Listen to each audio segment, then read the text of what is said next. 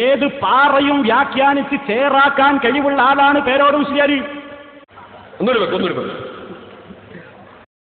ഏത് പാറയും വ്യാഖ്യാനിച്ച് ചേറാക്കാൻ കഴിവുള്ള ആളാണ് പേരോട് മുസ്ലിയാർ. കേട്ടില്ലേ സഹോദരന്മാരെ? 4 ദിവസത്തെ പ്രസംഗത്തിൽ ഒറ്റ ദിവസം കൊണ്ട് മറുപടി പറയുന്നത് ഞാൻ ചുരുക്കി പറയാണ്, നിർത്താൻ പോവാണ്. ഞാനും ബുദ്ധിമുട്ടില്ല, നിങ്ങളെ ബുദ്ധിമുട്ടിക്കുന്നുമില്ല.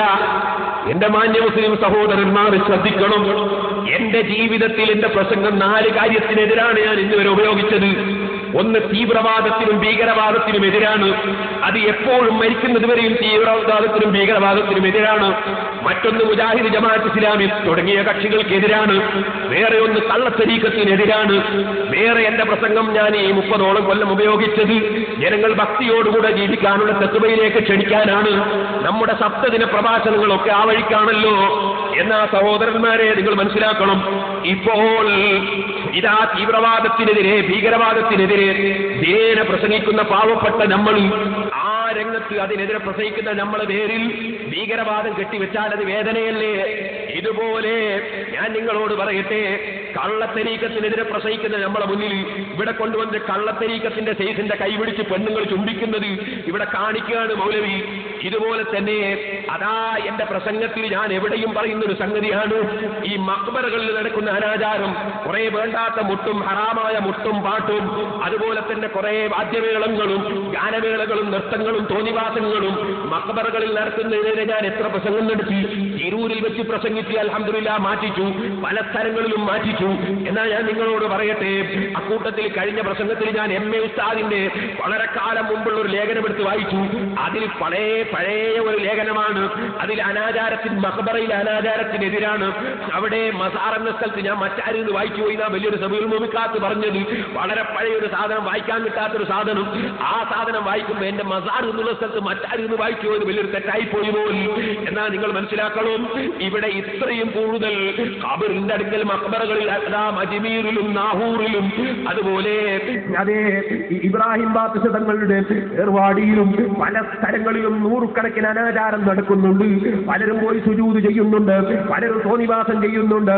അതിനെതിരെ ശക്തിയായി പ്രസംഗിക്കുന്ന എന്നെ ഗണ്ണിക്കാൻ വന്ന മൗലവി ഇവിടെ ചെയ്ത തോന്നിവാസമാണ് ഞാൻ പറയുന്നത്. കുറെ മഖബറകളിൽ നടക്കുന്ന ശറയിൽ പറ്റാത്ത അനാചാരങ്ങൾ കൊണ്ടുവന്ന് ഇവിടെ CD കാണിച്ചിട്ട് പറയും ഇതാണ് സുന്നികളെ ഏർപ്പാടെന്ന് പറയുന്നു. ഓ മൗലവി, പാവപ്പെട്ട ഞാനത് ചെയ്യാറുണ്ടോ? കാന്തപുരം ഉസ്താദ് സംഘടിപ്പിക്കാറുണ്ടോ? ഞങ്ങൾ അവേലത്ത് തങ്ങളെ ഉറൂസ് നടത്തുന്നത് നിങ്ങളൊന്ന് വന്നു നോക്ക്. ഞങ്ങളവിടെ വാല് പറയുന്നു, ഞങ്ങൾ ഖുർആൻ ഓതുന്നു, അന്നദാനം നടത്തുന്നു. അത്തരം സൽക്കർമ്മങ്ങളല്ലാതെ നിങ്ങൾ പറഞ്ഞ തോന്നിവാസങ്ങളെ ഞങ്ങൾ അനുകൂലിക്കുന്നുണ്ടോ? ഇതാണോ നിങ്ങൾ മുസ്ലിം സമുദായത്തിന്റെ മുമ്പിൽ ആശയം പറയാനില്ലാഞ്ഞിട്ട് അതാണോ ചൂണ്ടിക്കാണിക്കുന്നത്? എന്നാൽ മൗലവിക്ക് വന്ന അബദ്ധങ്ങൾ ഞാൻ ഓരോന്നോരോന്ന് പറഞ്ഞ് വളരെ പെട്ടെന്ന് നിർത്തുകയാണ്. സഹോദരന്മാരെ നിങ്ങൾ നോക്കൂ, മൗലവി ഓരോന്ന് സമ്മതിക്കാൻ കഴിഞ്ഞ പ്രസംഗത്തിൽ ഞാൻ പറഞ്ഞു യബ്ഖീന്നല്ല വായിക്കേണ്ടത്, യബ്ഖാന്നാണ് ഹദീസിൽ മൗലവി സമ്മതിക്കുന്നത് കേട്ടോ. ആ ഹദീസിൽ യബ്ഖീന്ന് ഞാൻ വായിച്ചു, ശരിയാണ്, അത് അബദ്ധമാണ്. യബ്ഖീ എന്നല്ല യബ്ഖാ എന്നാണ് വായിക്കേണ്ടത്. ആ ഹദീസിലെ പദം അങ്ങനെയാണ്, ഖുർആനിലും യബ്ഖാ എന്നാണ്. അതിലിവിടെ തർക്കമില്ല. ഓരോന്നും തിരുത്തട്ടെ. രണ്ടാമത്തത് കേട്ടോളൂ, യൻസിലു റബ്ബുന എന്നത് ഖുർആനിലുണ്ടെന്ന് മൗലവി പറഞ്ഞു. ഇപ്പൊ പറയുന്നില്ല, എനിക്ക് അബദ്ധം പറ്റിയതാണ് കേട്ടോ. യൻസിലു റബ്ബുന നിങ്ങൾക്ക് അല്ലാഹ് ഖുർആനിൽ പറഞ്ഞതായിട്ട് കാണിച്ചു തരാൻ പറ്റുമോ, അല്ലെങ്കിൽ ഖുദ്സിയായ ഹദീസിൽ കാണിച്ചു തരാൻ പറ്റുമോന്ന്? ഞാൻ അങ്ങനെ പറഞ്ഞു പോയി, പടച്ചവൻ പറയുന്നു എന്ന് പറഞ്ഞിട്ട് അങ്ങനെ പറഞ്ഞു പോയി. എനിക്ക് കേട്ടോളൂ, എന്നെ സംബന്ധിച്ച് അയാൾ പറഞ്ഞത് എന്താണ്? മസ്അല എന്ന് പറയാൻ അറിയാത്ത മുസ്ലിയാരാണ്. എന്നാൽ ഞാൻ മസ്അല എന്ന് പറയുന്നത് നേരത്തെ കൽപ്പിച്ചില്ലേ?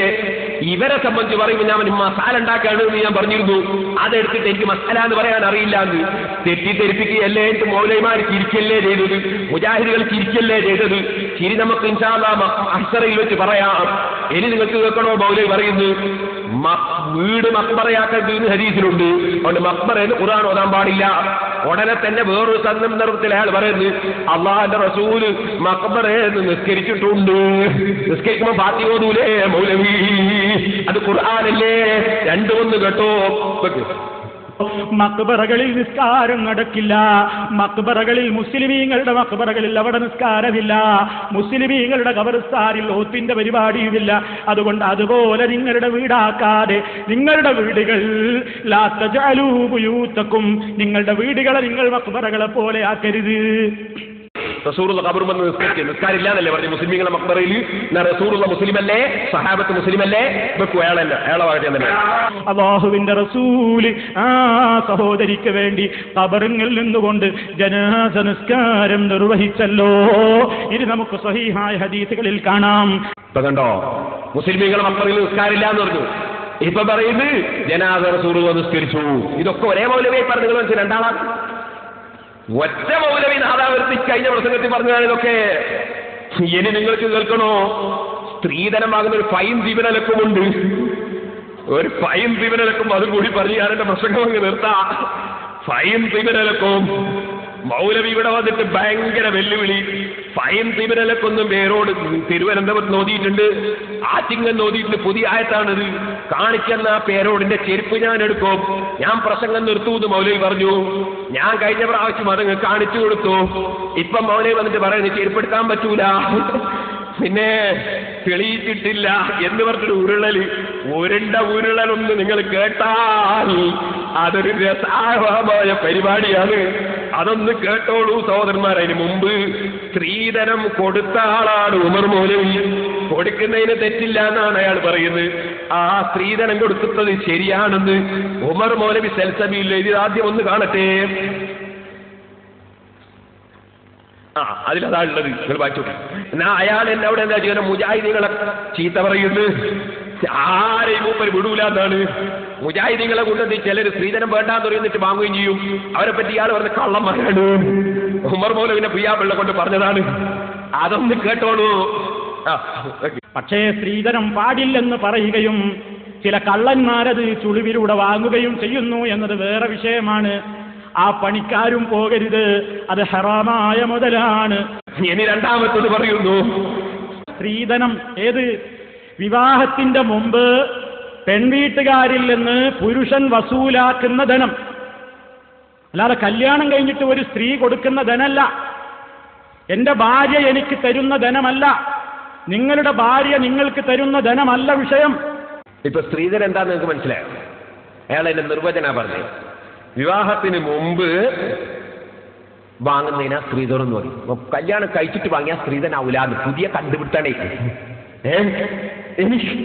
എനിക്ക് കേട്ടോളി, ഞാന് ആറ്റിങ്ങെന്ന് പറഞ്ഞു പഠിച്ചവനെ, അത് ഞാൻ വിശദമായിട്ട് പറഞ്ഞിട്ടുണ്ട്, ഇവിടെ കേൾപ്പിച്ചിട്ടുണ്ട്. അതൊന്ന് പെട്ടെന്ന് വെച്ചാൽ പെട്ടെന്ന് നിർത്താൻ മതി. സ്ത്രീധനം എന്ന് പറഞ്ഞാൽ ഞാൻ അതിനർത്ഥം മനസ്സിലാക്കുന്നത് പെണ്ണിന്റെ പണം അല്ലേ? പെണ്ണിന്റെ പണം എന്ന് പറഞ്ഞാൽ വർക്കും സാധനവും ഒക്കെ പെടാം, അതായത് സ്വർണം പെടാം, പലത് പെടാം അല്ലെ? സ്ത്രീയുടെ ധനം ഒരു ആള് ഒരു വിവാഹം കഴിക്കുമ്പോൾ ഒരു സ്ത്രീയെ വിവാഹം കഴിക്കാൻ വേണ്ടി ആവശ്യമില്ല. അല്ലെ ഞാൻ പറഞ്ഞു 250 ആൾക്ക് ഭക്ഷണം കൊടുക്കണം. ഞാൻ വിവാഹം കഴിച്ച് നിങ്ങളെ വീട്ടിൽ വരുന്ന ദിവസം 250 ആൾക്ക് എന്റെ സുഹൃത്തുക്കൾക്ക് ഭക്ഷണം കൊടുക്കണം, എനിക്ക് തരണം. എന്നാൽ ഇത് സ്ത്രീധനത്തിൽ പെടുന്നുണ്ടോ ഇല്ലേ? സ്ത്രീയുടെ ബാപ്പയോടാണ് ഈ സ്വത്ത് ചോദിക്കുന്നത്. സ്വത്ത് എന്ന് പറഞ്ഞാൽ 250 ആളെ ബിരിയാണി, ഒരു ബിരിയാണിക്ക് 50 റുപ്യ കൂട്ടിക്കോടി, 12,500 റുപ്യ, 12,500 റുപ്യന്റെ സ്വത്ത് അഥവാ ഭക്ഷണം എന്റെ സ്നേഹിതന്മാർക്ക് തരണം എന്ന് ഞാൻ നിബന്ധന വെക്കുന്നു. ഈ ഭക്ഷണം ഹറാമാണോ, കറാഹത്താണോ, ജാഹിദാണോ? എന്താ സാറേ പറയാ? ജാഹിദാണെന്ന അവസ്ഥ പറയും. ഇനി അല്ലെങ്കിൽ കൂടിയാൽ സുന്നത്ത്. ഇത് സ്ത്രീയുടെ ധനമാണ്, അല്ലാതെ പറയാൻ പറ്റുമോ? സ്ത്രീയുടെ വാപ്പനോടല്ലേ പറഞ്ഞ് നിങ്ങൾ ചേർത്ത് ഞങ്ങൾക്ക് ഇത് സ്ത്രീയുടെ ധനം അല്ലാതെ പറയാൻ പറ്റുമോ? സ്ത്രീയുടെ ധനം ആവശ്യപ്പെട്ടത് സ്വന്തം ആവശ്യത്തിന് മാത്രമേ സുഹൃത്തിനടക്കം കൊടുക്കണമെന്നാണ്. സുഹൃത്ത് കെട്ടുന്നില്ല, കെട്ടുന്ന ഇവൻ ഒറ്റ കാര്യത്തിൽ മറ്റുള്ളവർക്കും കൊടുക്കണമെന്നാണ് ഇവർ ആവശ്യപ്പെട്ടത്. ഇത് എല്ലാ നാട്ടിലും, ഞങ്ങളുടെ നാട്ടിലും നടത്തുന്നില്ല, ഇവിടെ ഒക്കെ അങ്ങനെ ഉണ്ട്. ഇത് ഹറാമാണ് എന്ന് പണ്ഡിതന്മാർക്ക് പത്ത് കൊടുക്കാൻ പറ്റുമോ? അവിടെ വെച്ച് ഫാത്തിഹ പറയുമ്പോൾ ഫാത്തിഹ ഓതാതിരിക്കാൻ പറ്റുമോ? ഞങ്ങൾക്ക് അവിടെ ഫാത്തിഹ ഓതാതിരിക്കാൻ പറ്റില്ല. കാരണം അത് ഹറാമാണെന്നുള്ളതിന് ഞങ്ങൾ തെളിവ് കണ്ടിട്ടില്ല, ഖുർആനിലും കണ്ടിട്ടില്ല, ഹദീസിലും കണ്ടിട്ടില്ല.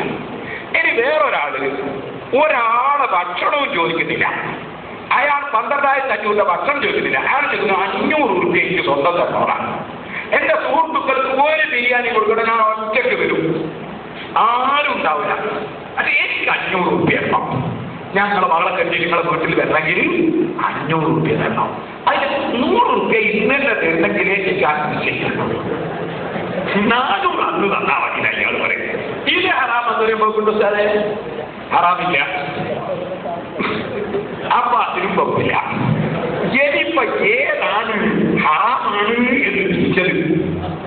ഹറാമാണ് എന്ന് വിധിച്ചാ പോരാ, ഒരു കാര്യം ഹറാമാണെന്ന് പറയണമെങ്കിൽ വ്യക്തമായ തെളിവ് സുന്നികളായ നമ്മക്കാവുമ്പോ ഇമാമികളെ കിതാബിൽ കാണണം. മുജാഹിദ് ജമാഅത്ത് ഇസ്ലാമിയാകുമ്പോൾ അവർക്ക് ഇമാമികളൊന്നും പറ്റില്ല, ഖുർആനിൽ കാണണം, അല്ലെങ്കിൽ ഹദീസിൽ കാണണം. അപ്പൊ ഖുർആനിലോ ഹദീസിലോ ഇതിനെ വിരോധിക്കുന്ന ഒരു ആയത്തുണ്ടോ, ഒരു ഹദീസുണ്ടോ, അല്ല ഇമാമികളെ കിതാബിൽ അങ്ങനെ പറഞ്ഞിട്ടുണ്ടോ? ഇത് മൂന്നും ഇല്ലെങ്കിൽ ഹറാമാണ് എന്ന് ഞാനെങ്ങനെ ഫത്വ തരും? എന്നിട്ട് ഫൈൻ സ്ലിബിനലക്കും എന്നൊരായത്ത് അവസാനം ഞാൻ ഓടി. അതിൽ മിൻ ചെയ്യുന്നാണോ അൻ ചെയ്യുന്നാണോ സംശയമായിട്ട് അടുത്തുള്ള ഉസ്താദിനോട് ചോദിച്ചു. അതൊക്കെ ഞാൻ മുമ്പ് വിശദീകരിച്ചിട്ടുണ്ട്. എന്നിട്ട് ഇപ്പൊ ഇവിടെ വന്നിട്ട് ഇയാൾ എന്താ പറയുന്നറിയോ, വിവാഹത്തിന് മുമ്പ് ആരാന്റെ പെണ്ണുങ്ങളോട് വാങ്ങുന്നതിനാണ് ഈ സ്ത്രീധനം എന്ന് പറയാ, സ്വന്തം ഭാര്യനോട് വാങ്ങുന്നതിനല്ല. ആരെടുത്തുന്നാ ദിർഹം വാങ്ങേണ്ടത്? ആരെടുത്തുന്നാ ദിർഹം വാങ്ങേണ്ടത്? മിൻ ഇംറഅതിഹി, തന്റെ ഭാര്യയിൽ നിന്ന്, ആരാന്റെ പെണ്ണിങ്ങിൽ നിന്നല്ല, ആരാന്റെ പെണ്ണിന്റെ ബാപ്പയുടെ കയ്യിൽ നിന്നല്ല. നീയോ നിന്റെ ദല്ലാളോ പോയിട്ട് ആരാന്റെ പെണ്ണിനെ വിലപേശാൻ വേണ്ടി അവളുടെ ബാപ്പയോട് വാങ്ങുന്ന പൊന്നിനെ പറ്റിയോ പടത്തെ പറ്റിയോ അല്ലല്ലോ പറഞ്ഞത്. മിൻ ഇംറഅതിഹി, തന്റെ സ്വന്തം ഭാര്യയിൽ നിന്ന്. സ്വന്തം ഭാര്യയുടെ അടുത്തുനിന്ന് ആരാ സ്ത്രീധനം വാങ്ങല്?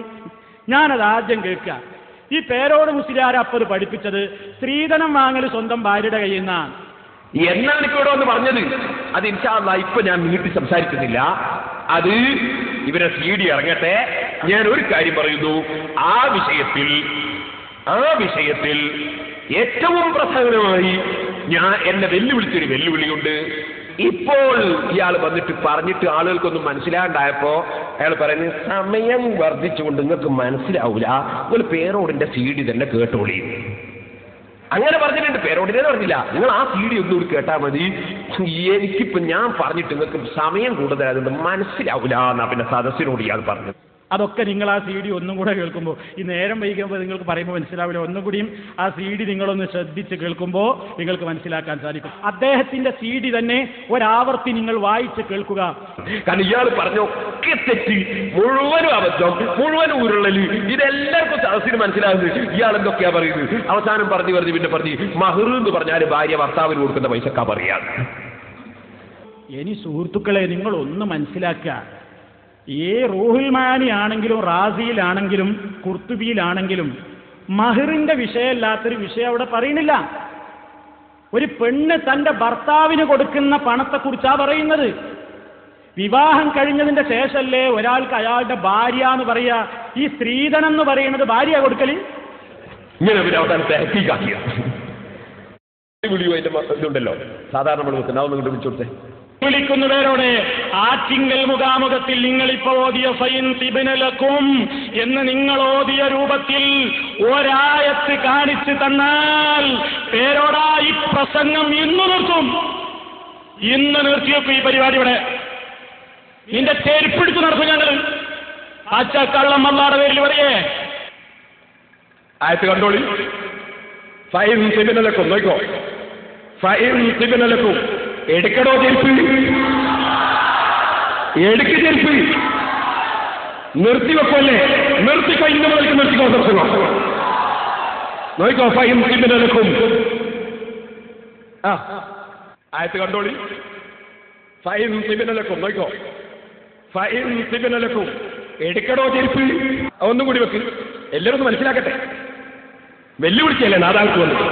വെല്ലുവിളിക്കുന്നവരോട് ആറ്റിങ്കൽ മുഖാമുഖത്തിൽ നിങ്ങളിപ്പോ ഓതിയ ഫൈൻ തിബിനലക്കും എന്ന് നിങ്ങൾ ഓതിയ രൂപത്തിൽ ഒരായത്ത് കാണിച്ചു തന്നാൽ പേരോടാ ഈ പ്രസംഗം ഇന്ന് നിർത്തും.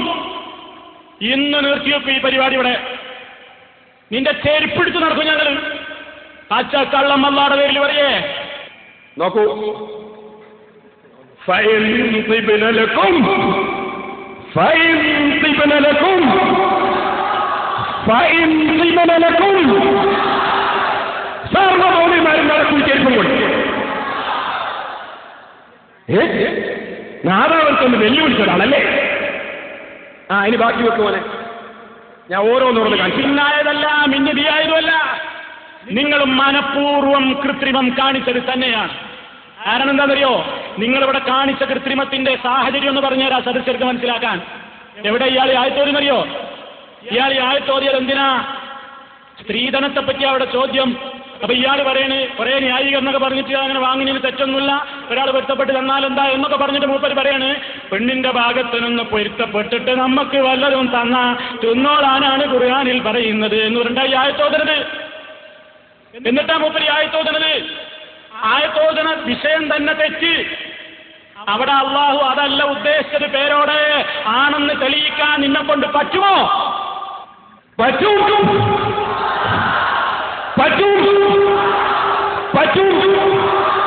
തഫ്സീറുൽ കബീർ, ഇമാം റാസിയുടെ തഫ്സീർ 948. ചെരുപ്പും പെറുക്കി നടന്നാ പോരാ കേട്ടോ. ആരാന്റെ ചെരുപ്പും പെറുക്കി നടന്നാ പോരാ, കിതാബ് ഓതി പഠിക്കണം കേട്ടോ. കേട്ടോളൂ. ഈ ഇൽം ഇമാം റാസി ഈ തഫ്സീറിൽ പറയും, ഈ ആയത്തിന്റെ തഫ്സീർ ഈ ഇൽം അറിഞ്ഞോളണം മൗലവിമാര്. അതിന്റെ അർത്ഥം വെച്ചത് ഇൽം അറിഞ്ഞോളണം.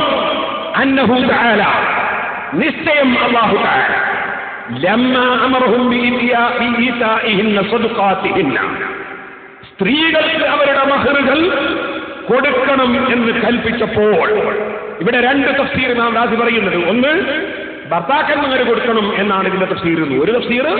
മറ്റൊന്ന് ഭർത്താക്കന്മാരോട് വാങ്ങിയത് രക്ഷിതാക്കളൊക്കെ പെണ്ണുങ്ങൾക്ക് കൊടുത്തേക്കണം, അവർ കയ്യിൽ വെക്കരുത് എന്നാണ് വേറൊരു തഫ്സീർ. അതിന്റെ ശേഷം പിന്നീട് പറയാം അഖബഹു, ഇതിന്റെ മുമ്പ് വിശദീകരിച്ചാണ് ആ തഫ്സീർ. അഖബഹു, അങ്ങനെ കൊടുക്കണം എന്ന് പറഞ്ഞ ഉടനെ അല്ലാഹു തആല പറഞ്ഞു ബിദിക്രി ജവാസി ഖബൂലി ഇബ്റാഇഹാ വഹിബതിഹാ ലഹു. ആ ഭർത്താക്കന്മാർ ഭാര്യമാർക്ക് കൊടുക്കാനുള്ളത് ഒഴിവാക്കി കൊടുത്താൽ അത് സ്വീകരിക്കലും ജായിസാണ്. വഹിബതിഹാ ലഹു, ഭാര്യമാർ ഭർത്താക്കന്മാർക്ക് പൊരുത്തപ്പെട്ട് എന്ത് ദാനം കൊടുത്താലും ആ ദാനം കൊടുക്കുന്നതെല്ലാം സ്വീകരിക്കൽ അനുവദനീയമാണ് എന്നാണ് ഈ ആയത്ത് പഠിപ്പിക്കുന്നത് എന്ന് ഇമാം റാസി വിശദീകരിക്കുന്നു. ഇപ്പൊ പറ്റിയില്ലേ? പറ്റണ്ട. പക്ഷെ മുസ്ലിമീങ്ങൾക്ക് ഇത് മതി. ഞാൻ ചുരുക്കുന്നു സഹോദരന്മാരെ. പിന്നെ മൂപ്പര് പറഞ്ഞ് മൂപ്പര് ഭയങ്കര ചോദ്യം ചോദിച്ചെന്നോട്, മക്കത്ത് ആണ്ട് നേർച്ചുണ്ടോ മുസ്ലിയാരെ? ഞാൻ പറഞ്ഞ ആണ്ട് നേർച്ച കൊല്ലത്തിൽ ചെയ്യുന്ന സൽക്കർമ്മം നേർച്ചയാക്കിയാൽ ആണ്ട് നേർച്ചയായി. അപ്പൊ കൊല്ലത്തിൽ ചെയ്യുന്ന സൽക്കർമ്മമാണ് ഹജ്ജ്, അത് നേർച്ചയാക്കിയാൽ ആണ്ട് നേർച്ചയായി. അപ്പൊ ഹജ്ജ് തന്നെ നേർച്ചയാക്കിയാൽ ആണ്ട് നേർച്ചയാണ്. അപ്പൊ മോനെ പറഞ്ഞു നിങ്ങൾ ഇസാലയിലുണ്ട്, ഇസാലയിലെ പകുതി കട്ടിട്ടാ വായിച്ചത്. എന്റെ നേരെ മേലുണ്ട് ഞാൻ പറഞ്ഞ ആശയം, അത് കട്ടിട്ടാ പോലും ഇവിടെ വായിച്ചത്. ഇസാലയിൽ പറഞ്ഞിട്ടില്ല. നിങ്ങളെ പറഞ്ഞതിന് ഞാൻ പറഞ്ഞതിനെതിരായിട്ട് പറഞ്ഞിട്ടില്ല. ഞാൻ പറഞ്ഞ പോലെ ഇസാലയിലുണ്ട്. പിന്നൊരു കാര്യം അതുകൂടി പറയാൻ നിർത്തുകയാണ്. ആണ്ട് നേർച്ചാണ് കൊല്ലത്തിൽ ഒരു പ്രാവശ്യം ചെയ്യുന്ന സൽക്കർമ്മം, അത് നേർച്ച ചെയ്താൽ ആണ്ട് നേർച്ചയായി. അപ്പൊ മൂപ്പർ ചോദ്യമാണ്, ഇബ്രാഹിം നബി മരണപ്പെട്ടത് ദുൽഹജ്ജ് 10-നാണോ? മരിച്ച അന്നേ ആണ്ട് നേർച്ച നടത്തുന്ന ആരാ മൗലവിനെ പഠിപ്പിച്ചത്? ഞങ്ങൾ ബദരീങ്ങൾ ആണ്ട് കാണലില്ലേ മൗലവി? ബദരീങ്ങളെ കുറിച്ച് ഒന്നാമത്തെ മെമ്പർ മുഹമ്മദ് റസൂലുള്ളാഹി വഫാത്തായത് റമദാൻ 17-നാണ്. അപ്പൊ ആണ്ട് നേർച്ച എന്ന് പറഞ്ഞാൽ മഹാന്മാരുമായി അനുബന്ധിച്ചുള്ള ആണ്ട് നേർച്ചയാകുമ്പോ അവരുടെ ജീവിതത്തിൽ പ്രധാന സംഭവം നടന്ന ദിവസവും ആണ്ട് നേർച്ചക്ക് ഉപയോഗപ്പെടുത്തും. അപ്പൊ ബദരീങ്ങളുടെ ജീവിതത്തിൽ പ്രധാന സംഭവം നടന്ന സമയമാണ്. ആ ബഹുമാനപ്പെട്ട ഖലീലുല്ലാഹി ഇബ്രാഹിം അലൈഹിസ്സലാത്തു വസ്സലാമിന്റെ ജീവിതത്തിൽ പ്രധാന സംഭവം നടന്ന ദിവസമാണ് ദുൽഹജ്ജ് 10, 11, 12 ഒക്കെ. അത് ആ ആണ്ടിന്റെ സമയത്ത് തന്നെയാണ് ഓത്തിനെയും കുട്ടനെയും ഈ മുജാഹിദീങ്ങളടക്കം ആർത്തിട്ട് വാസ്തവത്തിൽ ആണ്ട് തന്നെയല്ലേ അത്? ഉദഹിയത്ത് നേർച്ചയാക്കാൽ ആണ്ടിന്റെ നേർച്ച തന്നെയല്ലേ അത്? കൊല്ലത്തിൽ ഒരു പ്രാവശ്യം ഉള്ളതല്ലേ അത്? ഹജ്ജും ഒക്കെ ആണ്ട് നേർച്ച എന്ന വ്യാപകമായ അർത്ഥത്തിൽ അതൊക്കെ പെടുന്നാണ് ഞാൻ പറഞ്ഞത്. ഇനി ഞാൻ നിങ്ങളോട് പറഞ്ഞ എല്ലാവരും എഴുന്നേറ്റ് നമുക്ക് ഒരു 10 സലാത്തിൽ ഇത് വേർക്കണം. ഞാൻ നിർത്താൻ പോവാണ്. സഹോദരന്മാരെ, ഒറ്റ കാര്യം ഞാൻ പറയുന്നത്, മൗലവി എന്നെ കൊണ്ട് പറഞ്ഞൊരു പേരുണ്ട്, പുതുതായിട്ട് പറഞ്ഞൊരു പേര് എന്തറിയോ? ഈ പേരോട് വിളവൻ കുഞ്ഞാപ്പുവാണ് എന്ന് പറഞ്ഞു. ഇങ്ങനെ വിളവൻ കുഞ്ഞാപ്പുവാണ്, ഞാൻ വളവൻ കുഞ്ഞമ്പു അല്ല. ഞാൻ വിളവൻ കുഞ്ഞാപ്പുവാണ് എന്നല്ലേ നിങ്ങൾ പറഞ്ഞത്? ഞാൻ വളവൻ കുഞ്ഞമ്പു അല്ല. എന്ന് മാത്രം ഈ സമയത്ത് മറുപടി പറഞ്ഞ് ഒരു അല്ലാഹു ദീർഘായുസ്സും ആഫിയത്തും തന്നെങ്കിൽ ഇനിയും ഒരുപാട് സംഗതികൾ പറയാനുണ്ട്. ടെലിഫോണിന്റെ മസാലൊക്കെ മൗലവിക്ക് ഏകദേശം മനസ്സിലായിട്ടുണ്ട്. അതുപോലെ നമ്മളെ കൊട്ട തട്ടിയതൊക്കെ മൗലവി ഇപ്രാവശ്യം പേര് പറഞ്ഞുകൊണ്ടൊന്നും കാര്യമില്ല മൗലവി, അതൊന്നും സ്ഥിരപ്പെടുത്താൻ നിങ്ങളെ കൊണ്ട് കഴിയില്ല.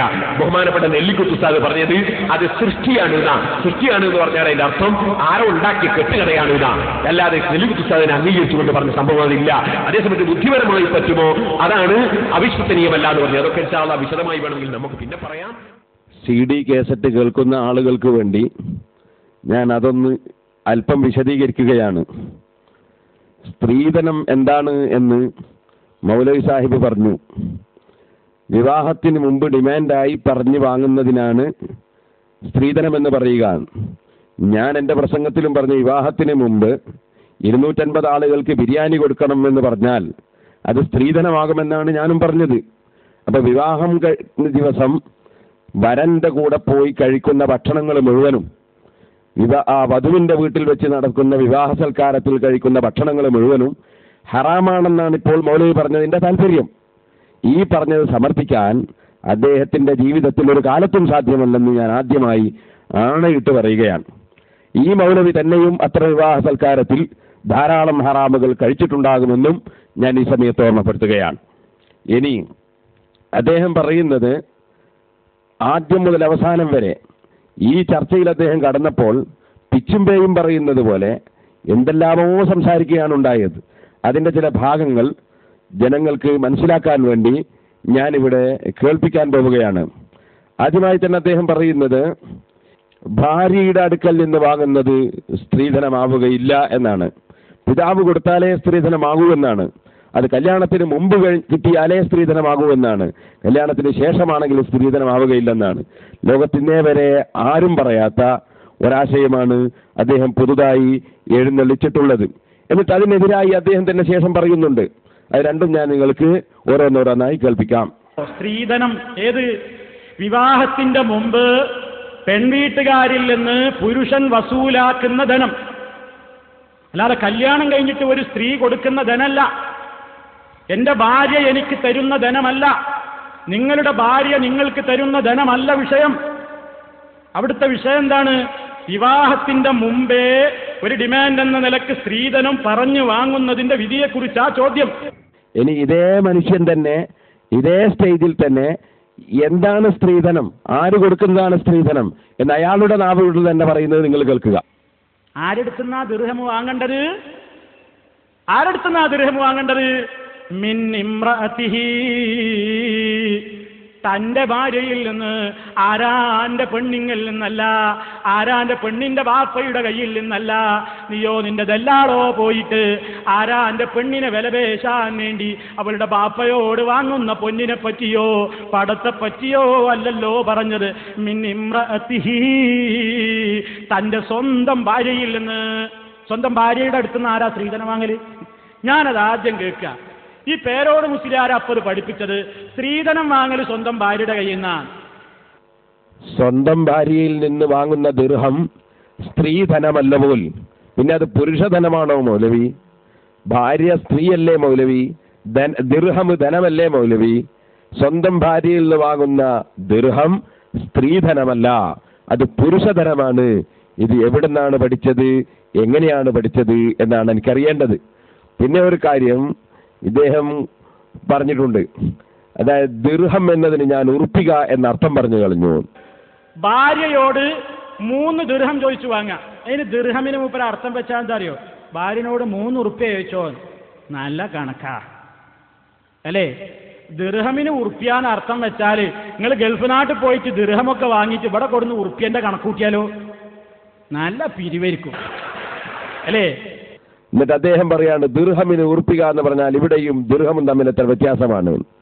വാസ്തവത്തിൽ ഈ മൗലവിക്ക് ഒരു ചുക്കും മനസ്സിലായിട്ടില്ല എന്നാണ് അത് മനസ്സിലാക്കി തരുന്നത്.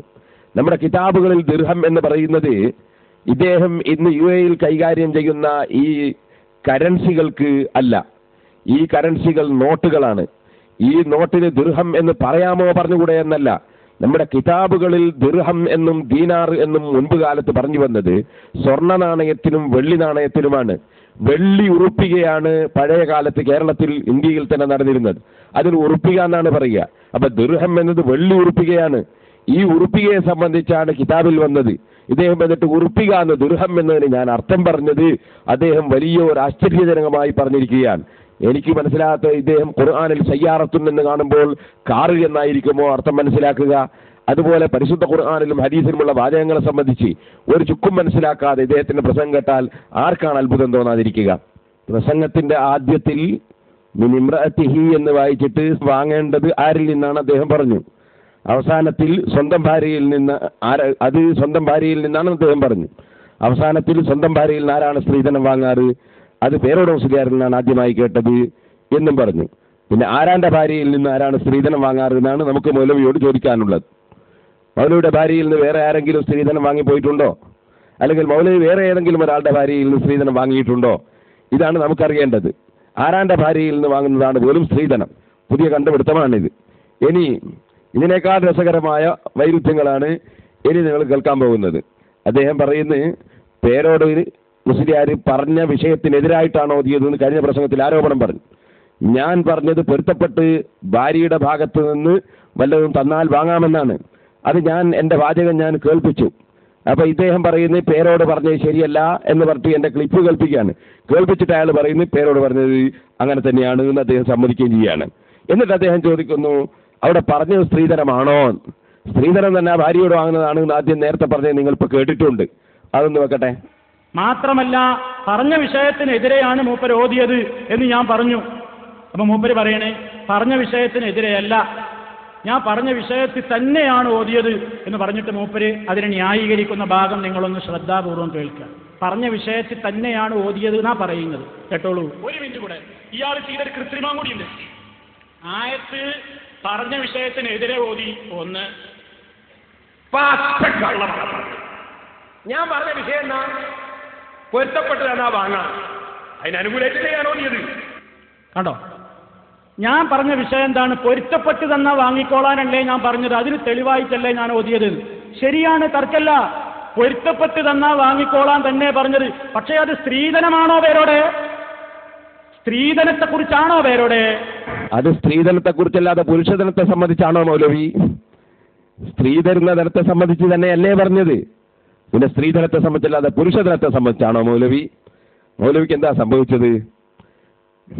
ഇനി നിങ്ങൾ കേൾക്കാൻ പോകുന്നത് മുമ്പ് ഞാൻ ഓതിയതായി അദ്ദേഹം ഇവിടെ നേരത്തെ ഉദ്ധരിച്ച വാചകവും ഈ പ്രാവശ്യം ഉദ്ധരിച്ച വാചകവും രണ്ടും രണ്ടാണ്. അത് രണ്ടും ഞാൻ വെവ്വേറെ കാണിക്കുന്നു, മൗലവിയുടെ തട്ടിപ്പുകൾ ജനങ്ങൾക്ക് മനസ്സിലാകാൻ വേണ്ടി. വെക്കട്ടെ. പേരോട് നിങ്ങൾ ഇവിടെ മരിയാന്നല്ലേ ഓതിയത്. പേരോട് നിങ്ങൾ ഇവിടെ മരിയാന്നല്ലേ ഓതിയത്. നിങ്ങൾ നിങ്ങൾ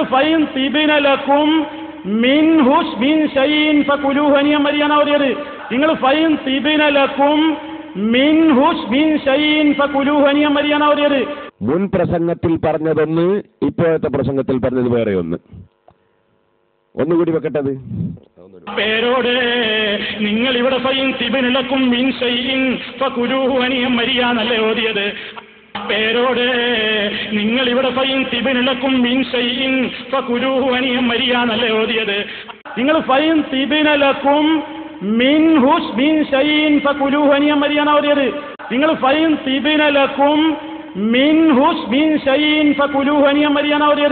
കഴിഞ്ഞ പ്രസംഗത്തിൽ പറഞ്ഞു മിൻ ഷൈഇൻ ഫകുലൂഹു എന്നാണ് ഓതിയത്. ഈ പ്രസംഗത്തിൽ പറഞ്ഞു മിൻഹു മിൻ ഷൈഇൻ എന്നാണ് ഓതിയത്. ഈ മൗലവിക്ക് എന്ത് സംഭവിച്ചു? ഇനി ഇതേ മനുഷ്യൻ തന്നെ ഇതേ സ്റ്റേജിൽ തന്നെ അയാള് പറയുന്ന വിഷയം ഞാൻ മുമ്പ് പറഞ്ഞിരുന്നു. സ്ത്രീധനത്തെ സംബന്ധിച്ച് ഉള്ള ചർച്ചയിൽ ഞാൻ അവിടെ നിന്ന് തൊട്ടടുത്തുള്ള മുസ്ലിയാരോട് മിൻഹു എന്നാണോ എന്ന് ചോദിച്ചതാണ്. അദ്ദേഹം അതിവിടെ മൂടി വെച്ചുകൊണ്ട് മിൻഹു എന്ന് ഞാൻ ഓതിയതാണെന്ന് കബളിപ്പിച്ചു. ഞാനത് വ്യക്തമായി നിങ്ങളെ കേൾപ്പിച്ച് കഴിഞ്ഞ പ്രസംഗത്തിൽ മറുപടി പറഞ്ഞു. അദ്ദേഹം സമ്മതിക്കുന്നത് നിങ്ങൾ കേൾക്കുക. അതോടുകൂടെ തന്നെ അത് പറയുമ്പോൾ തന്നെ തൊട്ടടുത്ത മുസ്ലിയാരോട് ചോദിച്ചിട്ട് മുസ്ലിയാർ ഒന്നും മറുപടി പറഞ്ഞിട്ടില്ല എന്ന് അദ്ദേഹം പറയുന്നു. ഒറ്റ സെക്കൻഡിൽ തന്നെ അദ്ദേഹം പറഞ്ഞു എന്തോ പറഞ്ഞിട്ടുണ്ടാകും എന്നും പറയുന്നു. അതുപോലെ അദ്ദേഹം പറഞ്ഞു ഞാൻ പറയുന്നത് നിങ്ങൾക്ക് മനസ്സിലാവില്ല എന്ന് അദ്ദേഹം പറയുന്നു. അതിന്റെ പുറമെ അദ്ദേഹം ഉരുണ്ട് മറിഞ്ഞ് ശരിയായ ഒരു രോഗിയുടെ മാതിരി സംസാരിക്കുന്നത് നിങ്ങളൊന്ന് കേൾക്കുക. അപ്പൊ മൊത്തത്തിൽ നിരുത്സാഹപ്പോര് മാന്യതയുള്ള ഏർപ്പാടല്ല എന്നൊക്കെ ഒഴുക്കം മട്ടിൽ പറഞ്ഞിട്ട് മൂപ്പര് അവസാനം പറഞ്ഞു എന്ത്, എന്നാൽ അള്ളാഹു അവന്റെ ഖുർആനിൽ ഹറാമാക്കാത്തൊരു സംഗതി നമ്മൾ ഹറാമാക്കാനും പോകണ്ട. എന്നിട്ട് മൂപ്പര് ഫൈൻ തിബിനലക്കും, ആ പെണ്ണുങ്ങളുടെ ഭാഗത്തുനിന്ന് പൊരുത്തപ്പെട്ട് തന്നാൽ നമുക്ക് തിന്നുന്നതിന് വിരോധമില്ല എന്ന് അള്ള പറഞ്ഞിട്ടുണ്ട് എന്ന് പറഞ്ഞിട്ട് ഫൈൻ തിബിനലക്കും എന്ന് പറഞ്ഞിട്ട് വൈൻ തിബിനലക്കും എന്ന് പറഞ്ഞിട്ട് മൂപ്പരെന്ത് ചെയ്തു, ആയത്തിന്റെ ഒരു ഭാഗം പറഞ്ഞിട്ട് സദസ്സിലേക്ക് തിരിഞ്ഞിട്ട് ചോദിച്ചു അങ്ങനല്ലേ. അപ്പൊ കേട്ട മുഹരിയാർ ഒന്നും പറഞ്ഞിട്ടില്ല. കേൾക്കുമ്പോൾ മനസ്സിലാവും ഒന്നും പറഞ്ഞിട്ടില്ല. മൂപ്പർക്ക് ഒന്നുകിൽ അത് മനസ്സിലായിട്ടില്ല, അല്ലെങ്കിൽ അങ്ങനെ തന്നെ എന്ന് പറഞ്ഞിട്ടുണ്ടാവും. ആര് പൊരുത്തപ്പെട്ട് തന്നാൽ? ഭാര്യ തരുന്നതിനെ പറ്റി ഞാൻ ചോദിച്ചിട്ടേ ഇല്ല. ഭാര്യ തരുന്നതിന് സ്ത്രീധനം എന്ന് പറയൂല. നമ്മുടെ തർക്കത്തിലിരിക്കുന്ന സ്ത്രീധനം അതല്ലേ അല്ല. വെറുതെ എന്തിനാ ഉരുണ്ട് മറിയുന്നത്? വീണാൽ ആയ പൊടി തട്ടിക്കളഞ്ഞ് എഴുന്നേറ്റ് തിരുത്തി പോകലാ മാന്യത. പിന്നെയും ഇങ്ങനെ ഉരുണ്ട് മറിയരുത്. ഇങ്ങനെയൊക്കെ വൈരുദ്ധ്യങ്ങൾ പറയുമ്പോൾ അയാൾക്ക് തന്നെ തോന്നി എനിക്ക് സുഖമില്ല എന്ന് മറ്റുള്ളവർക്കൊക്കെ മനസ്സിലാകുന്നുണ്ട്. അപ്പൊ അയാൾ പറയാണ് എനിക്കല്ല സൂക്കേട് പേരോടിനാണ്. അതൊന്നുകൂടി വെക്കട്ടെ. അപ്പൊ സൂക്കേട് എനിക്കല്ല സൂക്കേട്. ഈ ആയത്തൊക്കെ വായിച്ചിട്ടും തഫ്സീറൊന്നും വായിച്ചിട്ടും ഈ വിഷയം മനസ്സിലാക്കാനുള്ള ഭാഗ്യമില്ലാത്ത പേരോടിനാണ് സർവ്വ സൂക്കേടും. മുസ്ലിയാരൊന്നും പറഞ്ഞിട്ടുണ്ടാവില്ല എന്ന് അയാൾ പറയുന്നത്, പറഞ്ഞിട്ടുണ്ടാവും അയാൾ തന്നെ പറയുന്നത്. പറയുന്നത് തന്നെ പറഞ്ഞുകൊണ്ടിരിക്കുമ്പോൾ അയാൾ തപ്പിപ്പോകുന്നു. അവസാനം പിന്നെ അയാൾ പറയുന്നത് നേരം വൈകിയത് കൊണ്ട് നിങ്ങൾക്കൊന്നും മനസ്സിലാവില്ല, നിങ്ങൾ ആ ഫീല് തന്നെ നന്നായി കേട്ടാൽ മതി എന്നാണ് അവസാനം അയാൾ പറയുന്നത്. ഒന്നുകൂടി വെച്ചാ അതൊക്കെ നിങ്ങൾ ആ CD ഒന്നും കൂടെ കേൾക്കുമ്പോൾ, ഈ നേരം വൈകുമ്പോൾ നിങ്ങൾക്ക് പറയുമ്പോൾ മനസ്സിലാവില്ല. ഒന്നുകൂടിയും ആ CD നിങ്ങളൊന്ന് ശ്രദ്ധിച്ച് കേൾക്കുമ്പോൾ നിങ്ങൾക്ക് മനസ്സിലാക്കാൻ സാധിക്കും. അദ്ദേഹത്തിന്റെ CD തന്നെ ഒരാവർത്തി നിങ്ങൾ വായിച്ച് കേൾക്കുക. റൂഹുൽ മആനിയും മറ്റ് തഫ്സീറൊക്കെ ഞാൻ ഉദ്ധരിച്ചത് അദ്ദേഹം ഗണ്ണിച്ചുകൊണ്ട് പറയാണ്, ഏത് കിതാബിലാണെങ്കിലും അവിടെ ഒക്കെ പറയുന്നത് മഹറിനെ സംബന്ധിച്ചാണ്. അദ്ദേഹം തന്നെ പറയുന്നത് സ്ത്രീ പുരുഷന് കൊടുക്കുന്ന സമ്പത്തിനെ സംബന്ധിച്ചാണ് പറയുന്നത്. അതിനാണോ മൗലവി മഹർ എന്ന് പറയുന്നത്? ഈ മൗലവിക്ക് എന്താ സംഭവിച്ചത്? ഇനി സുഹൃത്തുക്കളെ, നിങ്ങൾ ഒന്ന് മനസ്സിലാക്കുക. റൂഹുൽ മആനി ആണെങ്കിലും റാസിയിലാണെങ്കിലും ഖുർത്തുബിയിലാണെങ്കിലും മഹറിന്റെ വിഷയമല്ലാത്തൊരു വിഷയം അവിടെ പറയുന്നില്ല. ഒരു പെണ്ണ് തന്റെ ഭർത്താവിന് കൊടുക്കുന്ന പണത്തെക്കുറിച്ചാണ് പറയുന്നത്. വിവാഹം കഴിഞ്ഞതിന്റെ ശേഷമല്ലേ ഒരാൾക്ക് അയാളുടെ ഭാര്യ എന്ന് പറയാ. ഈ സ്ത്രീധനം എന്ന് പറയുന്നത് ഭാര്യ കൊടുക്കല്. ഇനി സുഹൃത്തുക്കളെ, നിങ്ങൾ ഒന്ന് മനസ്സിലാക്കുക. റൂഹുൽ മആനി ആണെങ്കിലും റാസിയിലാണെങ്കിലും ഖുർത്തുബിയിലാണെങ്കിലും മഹറിന്റെ വിഷയമല്ലാത്തൊരു വിഷയം അവിടെ പറയുന്നില്ല. ഒരു പെണ്ണ് തന്റെ ഭർത്താവിന് കൊടുക്കുന്ന പണത്തെക്കുറിച്ചാണ് പറയുന്നത്. വിവാഹം കഴിഞ്ഞതിന്റെ ശേഷമല്ലേ ഒരാൾക്ക് അയാളുടെ ഭാര്യ എന്ന് പറയാ. ഈ സ്ത്രീധനം എന്ന് പറയുന്നത് ഭാര്യ കൊടുക്കല്. അദ്ദേഹം റൂഹുൽ മആനി ആണെങ്കിലും ഖുർത്തുബി ആണെങ്കിലും മഹറിനെ കുറിച്ചാണ് പറഞ്ഞത്. ഉടനെ തന്നെ അദ്ദേഹം പറയുന്നത് ഭാര്യ ഭർത്താവിന് കൊടുക്കുന്നതിനെ സംബന്ധിച്ചാണ് പറയുന്നത്. ഭാര്യ ഭർത്താവിന് കൊടുക്കുന്നതിനാണോ മൗലവി മഹർ എന്ന് പറയാ? എന്താണ് ഇയാൾക്ക് സംഭവിച്ചത്? ഇനി ഇതേ മനുഷ്യൻ തന്നെ ഇതേ സ്റ്റേജിൽ തന്നെ മഹറിൽ നിന്ന്, അതല്ലെങ്കിൽ ഒരു ഭാര്യ അവളുടെ സ്വത്തിൽ നിന്ന് ഭർത്താവിന് വല്ലതും പൊരുത്തപ്പെട്ട് തന്നാൽ വാങ്ങുന്നതിന് വിരോധമില്ല, നിങ്ങൾ തിന്നോളൂ കഴിച്ചോളൂ എന്നാണ് അവിടെ പറഞ്ഞത്. സ്ത്രീധനമല്ല. ഒന്നുകൂടി വെക്ക്. മഹറിൽ നിന്ന്, അതല്ലെങ്കിൽ ഒരു ഭാര്യ അവളുടെ സ്വത്തിൽ നിന്ന് ഭർത്താവിന് വല്ലതും പൊരുത്തപ്പെട്ട് തന്നാൽ വാങ്ങുന്നതിന് വിരോധമില്ല, നിങ്ങൾ തിന്നോളൂ കഴിച്ചോളൂ എന്നാണ് അവിടെ പറഞ്ഞത്. സ്ത്രീധനമല്ല. ഇനി സുഹൃത്തുക്കളെ, നിങ്ങൾ ഒന്ന് മനസ്സിലാക്കുക. റൂഹുൽ മആനി ആണെങ്കിലും റാസിയിലാണെങ്കിലും ഖുർത്തുബിയിലാണെങ്കിലും മഹറിന്റെ വിഷയമല്ലാത്തൊരു വിഷയം അവിടെ പറയുന്നില്ല. ഇതാണ് ഖണ്ഡന പ്രസംഗം എന്ന് പറഞ്ഞാൽ. ലദ്ദത്ത് നന്നായിട്ട് മൗലവിക്ക് മനസ്സിലാകാൻ.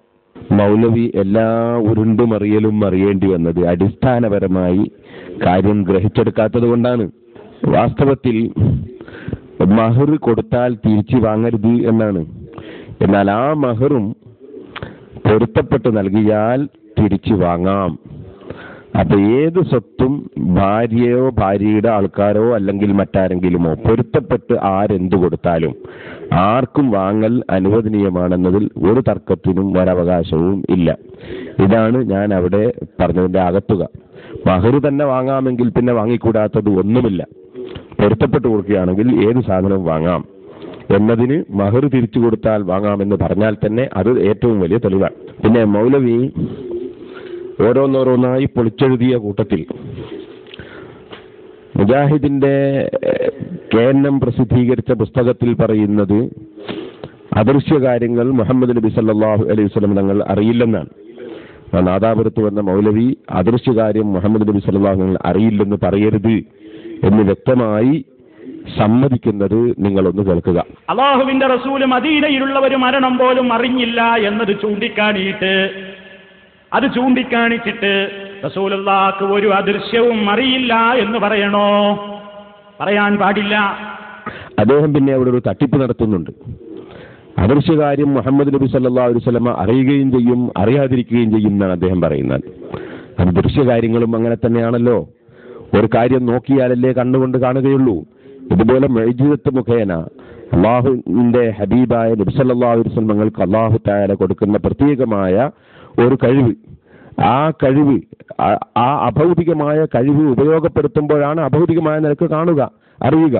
അതുപോലെ ഭൗതികമായ കഴിവ് ഉപയോഗപ്പെടുത്തുമ്പോഴാണ് ആ ഭൗതികമായ നിലക്കുള്ള കാഴ്ചയും അറിവും ഉണ്ടാവുക. നബി സല്ലല്ലാഹു അലൈഹി വസല്ലം തങ്ങളുടെ നാട്ടിൽ മറവ് ചെയ്യപ്പെട്ട ഒരു സ്ത്രീയുടെ ഖബർ നബി സല്ലല്ലാഹു അലൈഹി വസല്ലം സഹാബികളോട് ചോദിച്ചറിഞ്ഞു എന്നത് നബി സല്ലല്ലാഹു അലൈഹി വസല്ലം ഗൈബറിയില്ല എന്നതിന് തെളിവല്ല. അത് നബി സല്ലല്ലാഹു അലൈഹി വസല്ലം ഭൗതികമായ മാർഗത്തിലൂടെ അറിയാനാണ് ശ്രമിച്ചത്. അപ്പോൾ അതങ്ങനെ അറിഞ്ഞു. എന്ന് നേരെ മറിച്ച് നബി സല്ലല്ലാഹു അലൈഹി വസല്ലം അഭൗതികമായ വഴിയിലൂടെ അറിയാൻ വേണ്ടി ഉദ്ദേശിക്കുകയാണെങ്കിൽ മുഹമ്മദ് നബി സല്ലല്ലാഹു അലൈഹി വസല്ലം ഉദ്ദേശിക്കുന്ന കാര്യം അള്ളാഹുവിന്റെ റസൂലിന് അള്ളാഹു തആല ചെയ്തു കൊടുക്കും. അത് നബി സല്ലല്ലാഹു അലൈഹി വസല്ലം തങ്ങൾ ഉദ്ദേശിക്കുന്നത് ചെയ്തു കൊടുക്കുക എന്നത് അള്ളാഹുവിന്റെ പ്രിയപ്പെട്ടവരായതുകൊണ്ട് അള്ളാഹു സുബ്ഹാനഹു വ തആല ചെയ്തു കൊടുക്കുക എന്നത് സ്വാഭാവികമായി നാം കണ്ടുകൊണ്ടേയിരിക്കുന്നതാണ്. അതുകൊണ്ടാണ് നബി സല്ലല്ലാഹു അലൈഹി വസല്ലം നിസ്കരിക്കുന്നവരെ മുന്നിൽ നോക്കുന്ന സമയത്ത് തന്നെ പിന്നിലുള്ളവരെ കണ്ടതായി നമുക്ക് ഹദീസിൽ കാണാം. അങ്ങനെ ധാരാളമായി കാണാം. നബി സല്ലല്ലാഹു അലൈഹി വസല്ലം ഞങ്ങൾക്ക് സാധാരണ കാഴ്ചയല്ല, സാധാരണ കേൾവിയല്ല. ഭൗതികമായ കാഴ്ചയുണ്ട്, അഭൗതികമായ കാഴ്ചയുമുണ്ട്.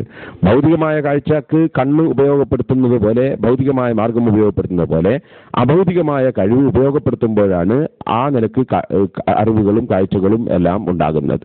ഇമാം ഗസാലി റഹ്മത്തുള്ളാഹി അലൈഹി തങ്ങൾ അങ്ങനെ ഒരു പ്രത്യേകമായ കഴിവ് അമ്പിയാക്കൾക്കുണ്ട് എന്നത് വിശദീകരിക്കുകയും അത് സഹീഹുൽ ബുഖാരിയുടെ വ്യാഖ്യാനത്തിൽ ഇമാം ഇബ്നു ഹജർ അസ്ഖലാനി റഹിമഹുല്ലാഹ് എടുത്തു ധരിക്കുകയും ചെയ്തിട്ടുണ്ട്. പിന്നെ അദൃശ്യകാര്യം അറിയില്ല എന്ന് പറഞ്ഞ മുജാഹിദിന്റെ ആളുകൾ ഇപ്പോൾ മൗലവി നാദാപുരത്ത് വന്ന് അദൃശ്യകാര്യം നബി സല്ലല്ലാഹു അലൈഹി വസല്ലം അറിയുമെന്ന് സമ്മതിച്ചിരിക്കുകയാണ്. എന്നാൽ മഹാനായ മഹീദ്ദീൻ ശൈഖ് റളിയല്ലാഹു അൻഹുവിനെ സംബന്ധിച്ച് അഅലമു ഇൽമല്ലാഹി വസ്വി ഉറൂഫഹു എന്ന് താൻ പറഞ്ഞതായി വന്ന ഒരു പദ്യമുണ്ട്. ആ പദ്യം ചൊല്ലിയിട്ട് മൗലവി അതിന്റെ അർത്ഥത്തിൽ മായം ചേർത്തിരിക്കുകയാണ്. അള്ളാഹുവിന്റെ അറിവ് മുഴുവനും എനിക്കറിയും എന്ന് മഹീദ്ദീൻ ശൈഖ് പറഞ്ഞു എന്നാണ് അദ്ദേഹം അർത്ഥം വെച്ചത്. എന്നാൽ അതിന്റെ അർത്ഥം അങ്ങനെയല്ല. അഅലമു ഇൽമല്ലാഹി എന്ന് പറഞ്ഞാൽ അള്ളാഹു അറിയിച്ചു കൊടുത്ത അറിവ്, അതാണ് അവിടെ ഇൽമല്ലാഹി കൊണ്ട് ഉദ്ദേശിക്കുന്നത്. കാരണം അതിന്റെ നേരെ ബാക്കി തന്നെ ഉഹ്സി ഹുറൂഫഹു, അതിന്റെ അക്ഷരങ്ങൾ ഞാൻ കൃത്യമായി അറിയും എന്ന് പറയുന്നുണ്ട്. അല്ലാഹു സുബ്ഹാനഹു വ തആല അവതരിപ്പിച്ച ഗ്രന്ഥങ്ങളിലുള്ള അറിവാണ് അതുകൊണ്ട് ഉദ്ദേശമെന്ന് വ്യക്തമാണ്. കാരണം അള്ളാഹുവിന്റെ ഇൽമിന് അക്ഷരമില്ല. അപ്പൊ അക്ഷരം എനിക്ക് വ്യക്തമായി അറിയുമെന്ന് പറയുമ്പോൾ തന്നെ അക്ഷരത്തിലൂടെ പഠിപ്പിക്കപ്പെട്ട ഇൽമാണ് അതുകൊണ്ട് ഉദ്ദേശിച്ചത് എന്ന് വ്യക്തമാണ്.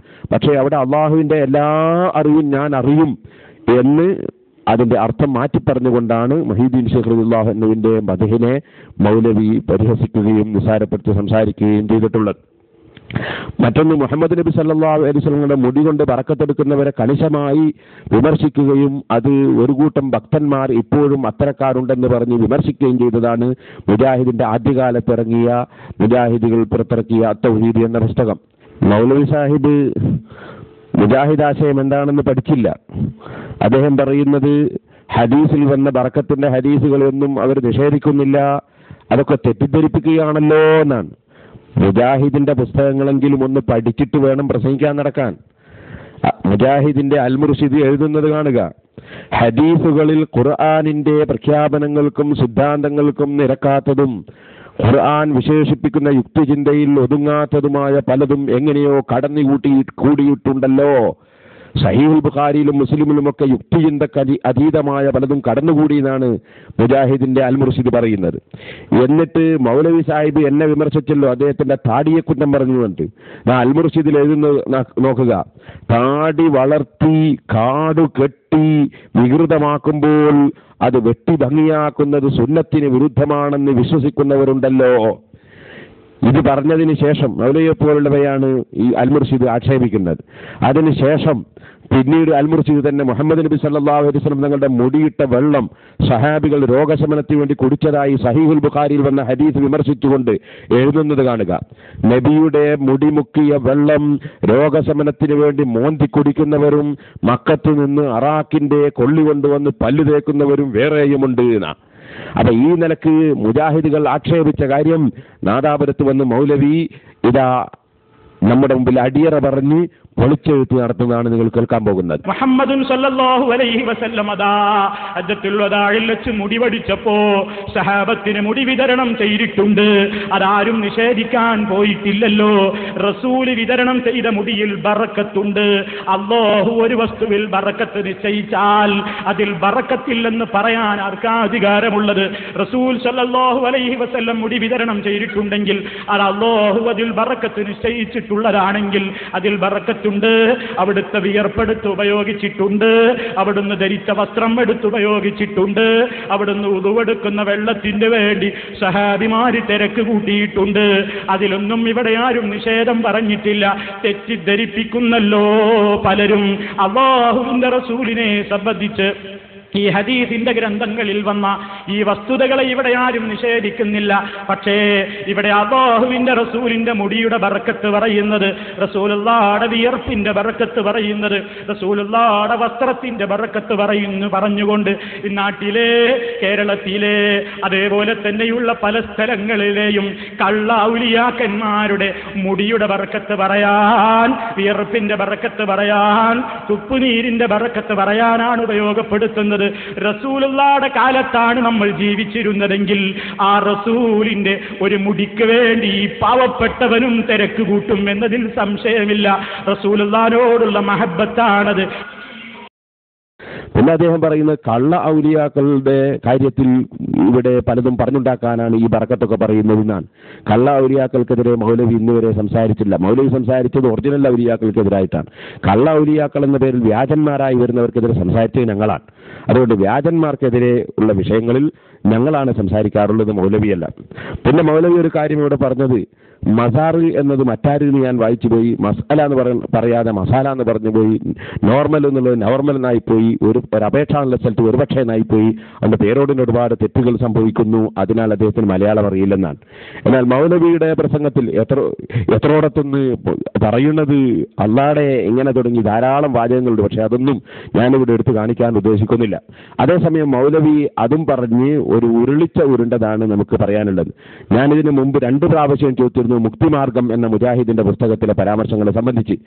ഗീതയും ഖുർആനും ഒന്നാണെന്നും ശ്രീകൃഷ്ണനും ബുദ്ധനും നബിയാണെന്നും അങ്ങനെ തുടങ്ങിയിട്ട് അള്ളയും മുഹമ്മദ് നബിയും മുജാഹിദും ഒന്നാണെന്നും അള്ളാഹു സങ്കല്പമാണെന്നും ഒക്കെ പറഞ്ഞ ആ പുസ്തകത്തെ ഞാനെടുത്ത് വിമർശിച്ചിരുന്നു. അതിനെ സംബന്ധിച്ച് മൗലവി പറഞ്ഞത് സാഹിത്യമായതുകൊണ്ട് പേരോടിന് മനസ്സിലാവുകയില്ല എന്നാണ്. പേരോട് ഏതായിരുന്നാലും പറഞ്ഞാൽ നന്നാവുകയില്ലെന്ന് മുൻ പ്രസംഗത്തിൽ അദ്ദേഹം പറഞ്ഞിട്ടുണ്ട്. എന്നാൽ മറ്റുള്ളവർക്ക് മനസ്സിലാക്കാൻ വേണ്ടി എന്തുകൊണ്ട് മൗലവി അതിന്റെ മറുപടി പറഞ്ഞില്ല എന്നാണ് നമുക്ക് ചോദിക്കാനുള്ളത്. അതുപോലെ നമ്മുടെ പത്രങ്ങളിൽ വരുന്ന പരസ്യങ്ങൾ, ആ പരസ്യങ്ങൾ ഞാനോ കാന്തപുരം ഉസ്താദമോ പരിശോധിച്ചല്ല കൊടുക്കുന്നതെന്ന് ഞാൻ പറഞ്ഞിരുന്നു. മൗലവി ചോദിക്കുന്നത് നിങ്ങളുടെ പത്രത്തിൽ വരുന്ന ലേഖനങ്ങൾക്ക് പിന്നെ എന്ത് വിലയെന്താണ്? ലേഖനവും പരസ്യവും തമ്മിലുള്ള വ്യത്യാസം പോലും മനസ്സിലാക്കാൻ കഴിയാത്ത ഈ മൗലവി മതത്തിന്റെ കാര്യം പറഞ്ഞാൽ അതിന്റെ അർത്ഥം എന്തായിരിക്കും? ഏതെങ്കിലും ഒരു ജ്വല്ലറിയുടെ പരസ്യം പത്രത്തിൽ വന്നാൽ ആ പത്രം വായിക്കുന്ന ആൾ ആ ജ്വല്ലറിയിൽ പോയി പൊന്ന് വാങ്ങിയിട്ട് പൊന്നിൽ എന്തെങ്കിലും തകരാറുണ്ടെങ്കിൽ ആരെങ്കിലും പത്രം ഓഫീസിലേക്ക് പോകാറുണ്ടോ? പരസ്യം ഒന്ന് വേറെ, ലേഖനം ഒന്ന് വേറെ, എഡിറ്റോറിയൽ ഒന്ന് വേറെ. അതേസമയത്ത് എഡിറ്റോറിയലിൽ തന്നെ പത്രാധിപരെഴുതുന്ന പത്രാധിപക്കുറിപ്പിൽ തന്നെ ശിർക്ക് എഴുതിയതിന്റെ പേരിൽ മറ്റേ മുജാഹിദ് ഇവരെ കാഫിറാക്കിയിരിക്കുകയാണ്. അത് നിങ്ങൾ കേട്ടു കാണും. മറ്റൊരു കാര്യം, അള്ളാഹുവിന്റെ അപാരമായ അനുഗ്രഹമായ ജലത്തെ പറ്റി വാരികയിൽ എഴുതിയ ഒരു വാചകം വായിച്ചാൽ മതി ആ എഡിറ്റോറിയലിലെ അപകടം മനസ്സിലാക്കാൻ. ഇനി എന്താ വാചകം കേട്ടോളി. ജലം ജീവന്റെ ആധാരമാണ്, അത് പ്രകൃതിയുടെ വരദാനമാണ്, അത് ഈ ഭൂഗോളത്തിലെ സമസ്ത ജീവജാലങ്ങളുടേതുമാണ്. മൗലവി വാരിക 30/1/2004. ഇങ്ങനെ പ്രകൃതിയുടെ വരദാനമാണ് എന്ന് പറഞ്ഞു. അതുകൊണ്ട് എന്തായി? കാഫിറായി പോയി എന്നാണ്, കുഫ്രിയത്തിലേക്ക് പോയി എന്നാണ് ഈ മടവൂർ വിഭാഗം പറയുന്നത്. എന്നിട്ട് അവര് പറയാണ്, പിന്നെ മൗലവിമാരെന്ന് പറയുമോ, അത് ഞങ്ങളെ വകയിൽ പറഞ്ഞതല്ല, പിന്നെ അത് വേറെ ഒരു കക്ഷികളുടെ വാചകം ഞങ്ങൾ എടുത്തു ഉദ്ധരിച്ചതാണ്. എങ്ങനെയാണ് കേട്ടോളെ. എഡിറ്റോറിയലുകളും ലേഖനങ്ങളും ഗ്രൂപ്പ് കേന്ദ്രങ്ങളിൽ ചർച്ചാ വിഷയമായി. പലരും പ്രതിഷേധിച്ചു വായനയും വാരികയും നിർത്തി. ഇത് പ്രശ്നമായതോടെ മൗലവി വാരിക 2004 ഏപ്രിൽ 9 ഒരു തിരുത്തു കൊടുത്തു. രക്ഷപ്പെടാനൊരു വിപുല ശ്രമം നടത്തി. ഇത് തന്നെ 2 മാസം കഴിഞ്ഞിട്ടാണെന്ന് ഓർക്കണം. ഇനി എന്താണ് കേട്ടോളെ, ഒരു വൻ അപാകത എഡിറ്റോറിയൽ ലേഖനത്തിൽ വന്നതിന്റെ പേരിൽ മാപ്പ് ചോദിക്കുമെന്നും അപ്രകാരം തിരുത്തു നൽകുമെന്നും പ്രതീക്ഷിച്ച ഗ്രൂപ്പുകാരെ തിരുത്തു വായിച്ചു ഞെട്ടി. എന്താ തിരുത്ത്? ജലം പ്രകൃതിയുടെ വരദാനമാണ് എന്ന മുഖപ്രസംഗം വിചിന്തനത്തിന്റെ അഭിപ്രായമല്ലെന്നും അത് പ്ലാച്ചിമടയിലെ ലോകജല സമ്മേളനത്തിന്റെ പ്രമേയം വിശകലനം ചെയ്യാൻ വേണ്ടി ഉദ്ധരിച്ചതാണെന്നും വാരിക ന്യായീകരിച്ചതാണ് ഗ്രൂപ്പുകാരെ ഒന്നടങ്കം അമ്പരപ്പിച്ചത്. തെറ്റു സമ്മതിക്കാൻ സന്മനസ് കാണിക്കാതിരിക്കുക, നുണകൾ ആവർത്തിച്ച് സത്യമാണെന്ന് തെറ്റിദ്ധരിപ്പിക്കുക, ഇതാണ് മൗലവി ഗ്രൂപ്പിന്റെ തനി സ്വഭാവം എന്ന് വ്യക്തമാക്കുന്നതായിരുന്നു ഈ ന്യായീകരണം. മുഖപ്രസംഗം പത്രത്തിന്റെ അഭിപ്രായമല്ലെന്ന് പറഞ്ഞാൽ ഒന്നുകിൽ മൗലവി വാരികയിൽ ജോലി ചെയ്യുന്നവർക്ക് പത്രപ്രവർത്തനത്തിന്റെ ബാലപാഠം അറിയില്ലെന്ന് വ്യക്തമാകുന്നു. അതല്ലെങ്കിൽ ഇമാതിരി വിഡ്ഢിത്തരങ്ങൾ എഴുന്നള്ളിച്ചാൽ അത് മനസ്സിലാക്കാൻ മാത്രമുള്ള വിവരം വായനക്കാർക്കില്ലെന്ന് വാരികയുടെ തലപ്പത്തുള്ളവർക്കറിയാമെന്ന് വരുന്നു. ഇതിലേതാണ് ശരി? ഇത് മറ്റേ മുജാഹിദ് പറയാം. സംവാദത്തിൽ ഏർപ്പെട്ട സമയത്ത് ഇടമുട്ടത്ത് നിന്ന് ഇദ്ദേഹത്തിന്റെ കൂറുകാരൻ സക്കരിയ സലാഹി നമ്മുടെ ഒരു സഖാഫിയുടെ വാചകം കട്ടുവായിച്ചു. ആ കട്ട് വായിച്ചിട്ട് സുജൂദ് ചെയ്യുന്ന ഖബറിന് സുജൂദ് ചെയ്യുന്നത് സൃഷ്ടികൾക്ക് സുജൂദ് ചെയ്യുന്ന അനുവദനീയമാണെന്ന് സുന്നികൾ വാദിക്കുന്നു എന്ന് അദ്ദേഹം പറഞ്ഞു. ആ പച്ചക്കള്ളം ഞങ്ങൾ അവിടെ വെച്ച് പിടിച്ചു. അത് നിങ്ങൾക്ക് സ്ക്രീനിൽ വെച്ച് കാണിക്കുകയാണ്, നിങ്ങൾക്ക് ആർക്കും മനസ്സിലാക്കാവുന്നതാണ്.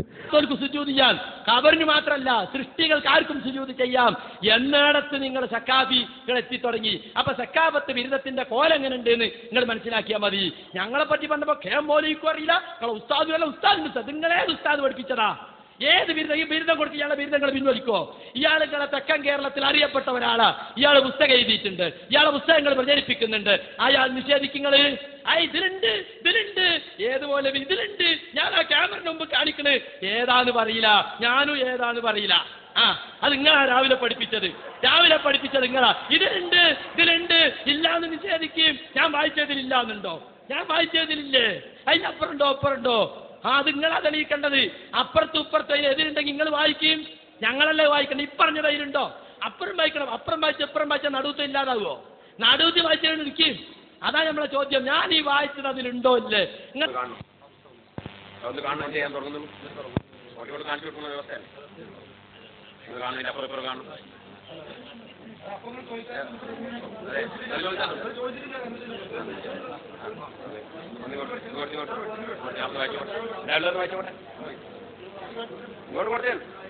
ഞങ്ങൾ വായിച്ചു.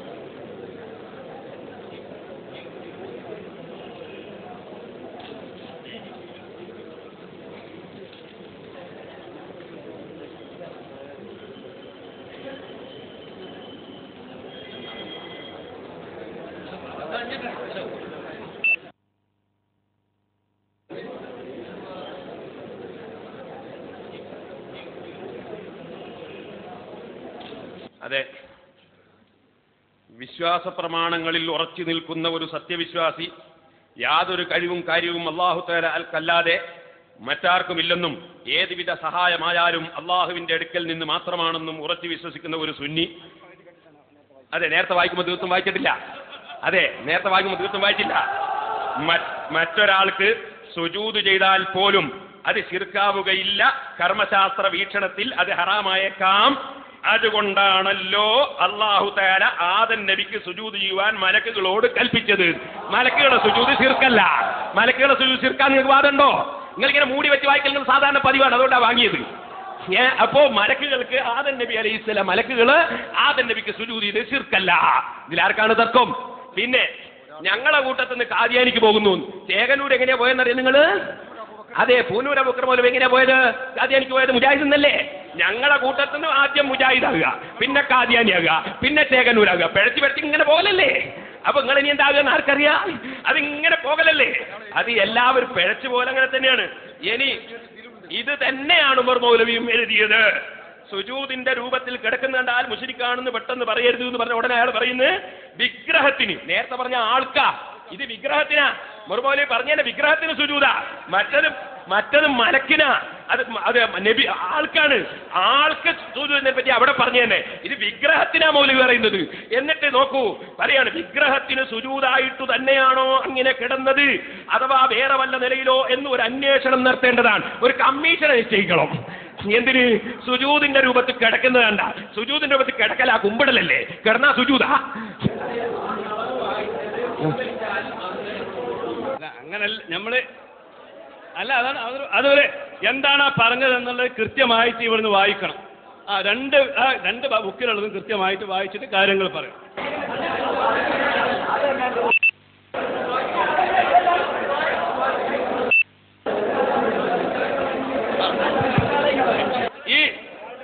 ഇതുമായി ബന്ധപ്പെട്ട ഭാഗം വന്നത് ഒരു 2 മിനിറ്റ് കൊണ്ട് തീരില്ല, അതാണ് തീർത്തി.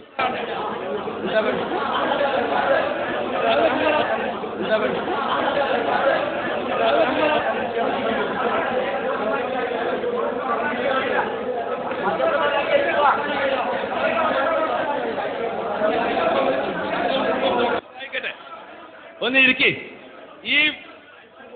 ഇതുമായി ബന്ധപ്പെട്ട കാര്യങ്ങൾ എന്താണെന്ന് നോക്കിയിട്ട് അത് വായിക്കട്ടെ. നമ്മൾ ഏതാണെങ്കിലും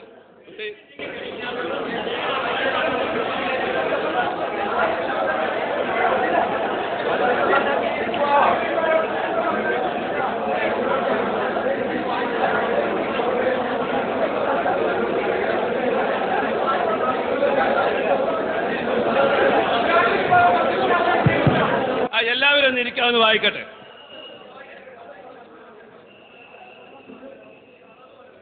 എന്റെ സമയമാണ്. നിങ്ങളെ ആളുകൾ ശ്രദ്ധിക്കാൻ അവസരം കൊടുക്കണം. സമയം തരും. ഈ ലേഖനം ആദ്യം മുതൽ അവസാനം വരെ നിങ്ങൾ വായിച്ചോളി. എനിക്കത് വായിക്കേണ്ട ആവശ്യമില്ല. നിങ്ങളെ ലേഖനം മുഴുവൻ വായിക്കാൻ എൻ്റെ പണി. അത് ഞാൻ വായിക്കേണ്ടത് വായിക്കും. അതിന്റെ അപ്പുറവും ഇപ്പുറവും ഇതെന്താണ്? അതിന്റെ അപ്പുറവും ഇപ്പുറവും നിങ്ങൾക്ക് അനുകൂലമുണ്ടെങ്കിൽ നിങ്ങൾ വായിക്കുക. മറ്റു കാര്യം മൗലവിയുടെ പറഞ്ഞത് ആണ്ട് നേർച്ചയിലെ അനാചാരങ്ങളെ സംബന്ധിച്ചാണ്. അതിനെ സംബന്ധിച്ച് ഏറ്റവും ശക്തിയായി സംസാരിക്കുന്നവർ നമ്മളാണ്. കബറിനടുക്കൽ സുജൂദ് ചെയ്യുന്നതിനെ സംബന്ധിച്ചും കബറിനടുക്കൽ വേണ്ടാത്ത മുട്ടും പാട്ടും മറ്റു കാര്യങ്ങളും സംബന്ധിച്ച് ഒരുപാട് സ്റ്റേജുകളിൽ ഞാൻ പറഞ്ഞിട്ടുണ്ട്. അതിൽ ചില വാചകങ്ങൾ ചില സ്റ്റേജുകളിൽ പറഞ്ഞത് ഞാൻ ഇവിടെയും നിങ്ങൾക്ക് കേൾപ്പിക്കുകയാണ്. അല്ലാഹുവിന്റെ ഔലിയാക്കളുടെ ജാറങ്ങളിൽ വിവരംകെട്ട കമ്മറ്റിക്കാര് നടത്തുന്ന തോന്നിവാസങ്ങളില്ലേ, അവിടെ ഹറാമായ വാദ്യമേളങ്ങൾ മുട്ടുന്നു. ഹറാമായ വാദ്യമേളങ്ങൾ മുട്ടിയിട്ട് പട്ടാമ്പിക്കാരേ, കൊണ്ടോട്ടിക്കാരേ, മണത്തലക്കാരേ, കാഞ്ഞിരമുറ്റത്തുകാരേ, ഞാൻ പലപ്പോഴും പല സ്ഥലങ്ങളിൽ നിന്നും പറഞ്ഞതുപോലെ ഇവിടെയും ഞാൻ നിങ്ങളോട് പറയട്ടെ, അല്ലാഹുവിന്റെ ഔലിയാക്കളെ മഖ്ബറ അദബ് കാണിക്കേണ്ട സ്ഥലമാണ്. അവിടെ അനാവശ്യമായ ഹറാമായ വാദ്യമേളങ്ങൾ മുട്ടാനുള്ള സ്ഥലമല്ല. അവിടെ അതാ 75ാമത്തെ ആണ്ടിന് 75 ആനയെ കൊണ്ടുവന്ന് ഉള്ള പണം ചെലവഴിച്ചിട്ട് അവിടെ മുഴുവനും ആനപ്പിണ്ടി ഉണ്ടാക്കുന്നതിന് പകരം ആ സംഖ്യയൊന്ന് പാവപ്പെട്ട പെൺകുട്ടികളെ വിവാഹത്തിന് കൊടുത്തുകൂടെ? എന്തിനാണ് ഈ 75 ആന? അതുപോലെ തന്നെ ലക്ഷക്കണക്കിന് ഉറുപ്പികയുടെ സാധനങ്ങൾ പൊട്ടിച്ചിട്ട് അതേ തെറ്റായ രൂപത്തിൽ മഖ്ബറകളിൽ നിന്ന് ലക്ഷങ്ങൾ തീയാക്കി പൊട്ടിച്ച് നശിപ്പിക്കുന്നതിനെതിരെ ഈ പാവപ്പെട്ടവൻ പല സ്ഥലത്തും പറഞ്ഞതാണ്, ഇവിടെയും പറയുന്നു. എന്റെ മാന്യ മുസ്ലിം സഹോദരന്മാരെ, അതുപോലെ അന്യസ്ത്രീയും പുരുഷന്മാരുമുള്ള നൃത്തങ്ങളും നാടകങ്ങളും അതുപോലെ ഗാനമേളകളും എത്ര സ്ഥലങ്ങളിലാണ് നടക്കുന്നത്. എന്റെ അടുക്കൽ ഏത് ഉറൂസുകാരൻ വന്നാലും ഏത് നേർച്ച കമ്മിറ്റിക്കാരൻ വന്നാലും അവിടെ അനാവശ്യമുണ്ടെന്നോ ഉണ്ടോ ഇല്ലേ എന്ന് ചോദിച്ചിട്ട് ഇല്ലെന്ന് ഉറപ്പായാലല്ലാതെ ഞാൻ മനഃപൂർവ്വം ഒരു ഉറൂസിനും പോകാറില്ല. അതേ സമയത്ത് അല്ലാഹുവിന്റെ ഔലിയാക്കളെ മഖ്ബറയിൽ വഅദ് പറയൽ വേണം. സഹീഹുൽ ബുഖാരിയിൽ തന്നെ ബാബു മൗഇദത്തിൽ മുഹദ്ദിസി ഇൻദൽ ഖബ്രി വഖുഊദി അസ്ഹാബിഹി ഹൗലഹു. മഹാന്മാരുടെ മുഅ്മിനീങ്ങളെ മഖ്ബറയിൽ വഅദ് പറയുന്നതിന്റെ അധ്യായം ബുഖാരിയിലുണ്ട്. ഞങ്ങൾ അതുകൊണ്ട് തന്നെ ഉള്ളാളത്തെ ഉറൂസിലും അതുപോലെ അവേലത്ത് തങ്ങളെ ഉറൂസിനുമൊക്കെ വഅദ് പറയാറുണ്ട്. പരിശുദ്ധ ഖുർആൻ മഖ്ബറകളിൽ ഓതുന്നത് സുന്നത്താണെന്ന് ഇമാം ശാഫിഈ പറഞ്ഞിട്ടുണ്ട്. അതിന് തെളിവുണ്ട്. അതുകൊണ്ട് മഖ്ബറയിൽ ഖുർആൻ ഓതുന്ന ഉറൂസിനും ആണ്ട് നേർച്ചക്കും നമ്മൾ അനുകൂലമാണ്. അതുപോലെ മഖ്ബറയിൽ കിടക്കുന്നവരുടെ പേരിൽ അന്നദാനം ചെയ്യുന്നത് അത് ഇസ്ലാമിൽ വളരെ പുണ്യമുള്ള സുന്നത്താണ്. അന്നദാനം അതിന് നമ്മൾ അനുകൂലമാണ്. സ്വലാത്തിനും ദിക്റിനും അനുകൂലമാണ്. ആണും പെണ്ണും ഇടകലർന്നുള്ള ഗാനമേളകളും അല്ലാത്ത സംഗതികളും തെറ്റായ കാര്യങ്ങളെ മുഴുവനും എവിടെയും ശക്തിയുക്തം എതിർത്തിട്ടുണ്ട്. ഇവിടെയും എതിർക്കുന്നു. മരിക്കുന്നത് വരെ എതിർക്കുകയും ചെയ്യും. അവിടെ ആളുകളെ നോക്കാറില്ല, കമ്മിറ്റിക്കാരെ നോക്കാറില്ല. മലപ്പുറം ജില്ലയിലെ തുരൂരിൽ വെച്ച് ഞാൻ ശക്തിയായി പ്രസംഗിച്ചു.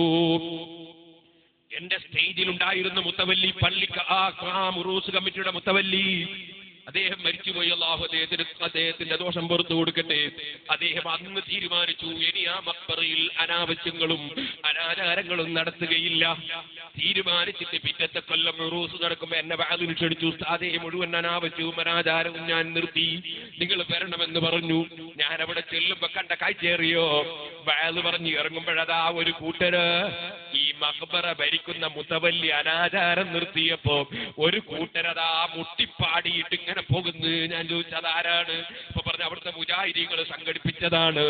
അതെന്തിനാണ്? അതിവിടെ മുമ്പേ നടക്കുന്നതാണ്, മുട്ടും പാട്ടും. അത് നിർത്തിയാ പറ്റൂല, അത് മുജാഹിദിന് വാശിയാണ്. ഇന്നാലില്ല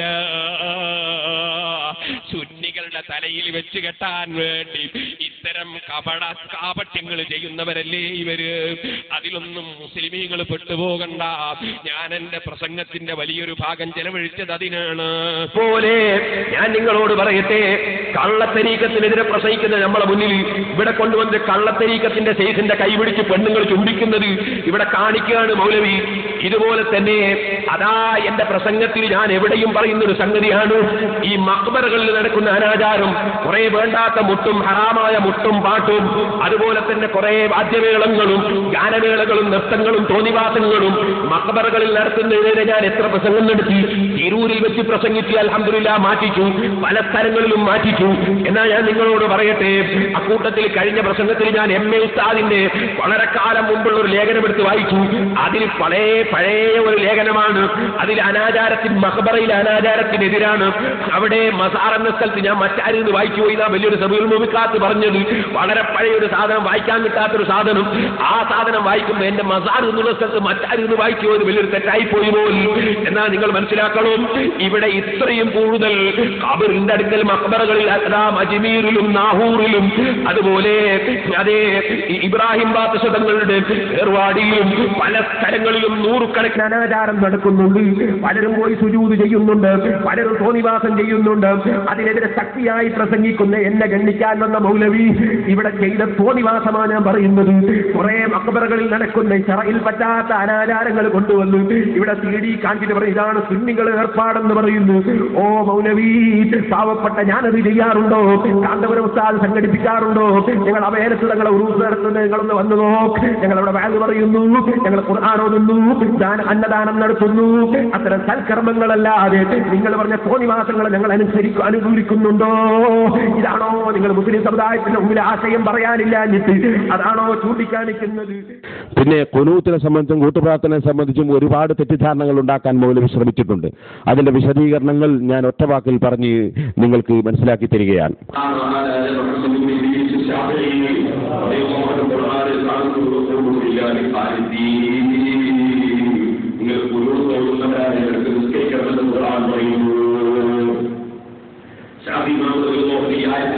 മനസ്സിലാക്കാൻ നേരിൽ കാണുന്നതാരെയാണ് ഈ ആയത്ത് ശരിക്കും മനസ്സിലാക്കിയത്? ബഹുമാനപ്പെട്ട സഹാബികളാണ്.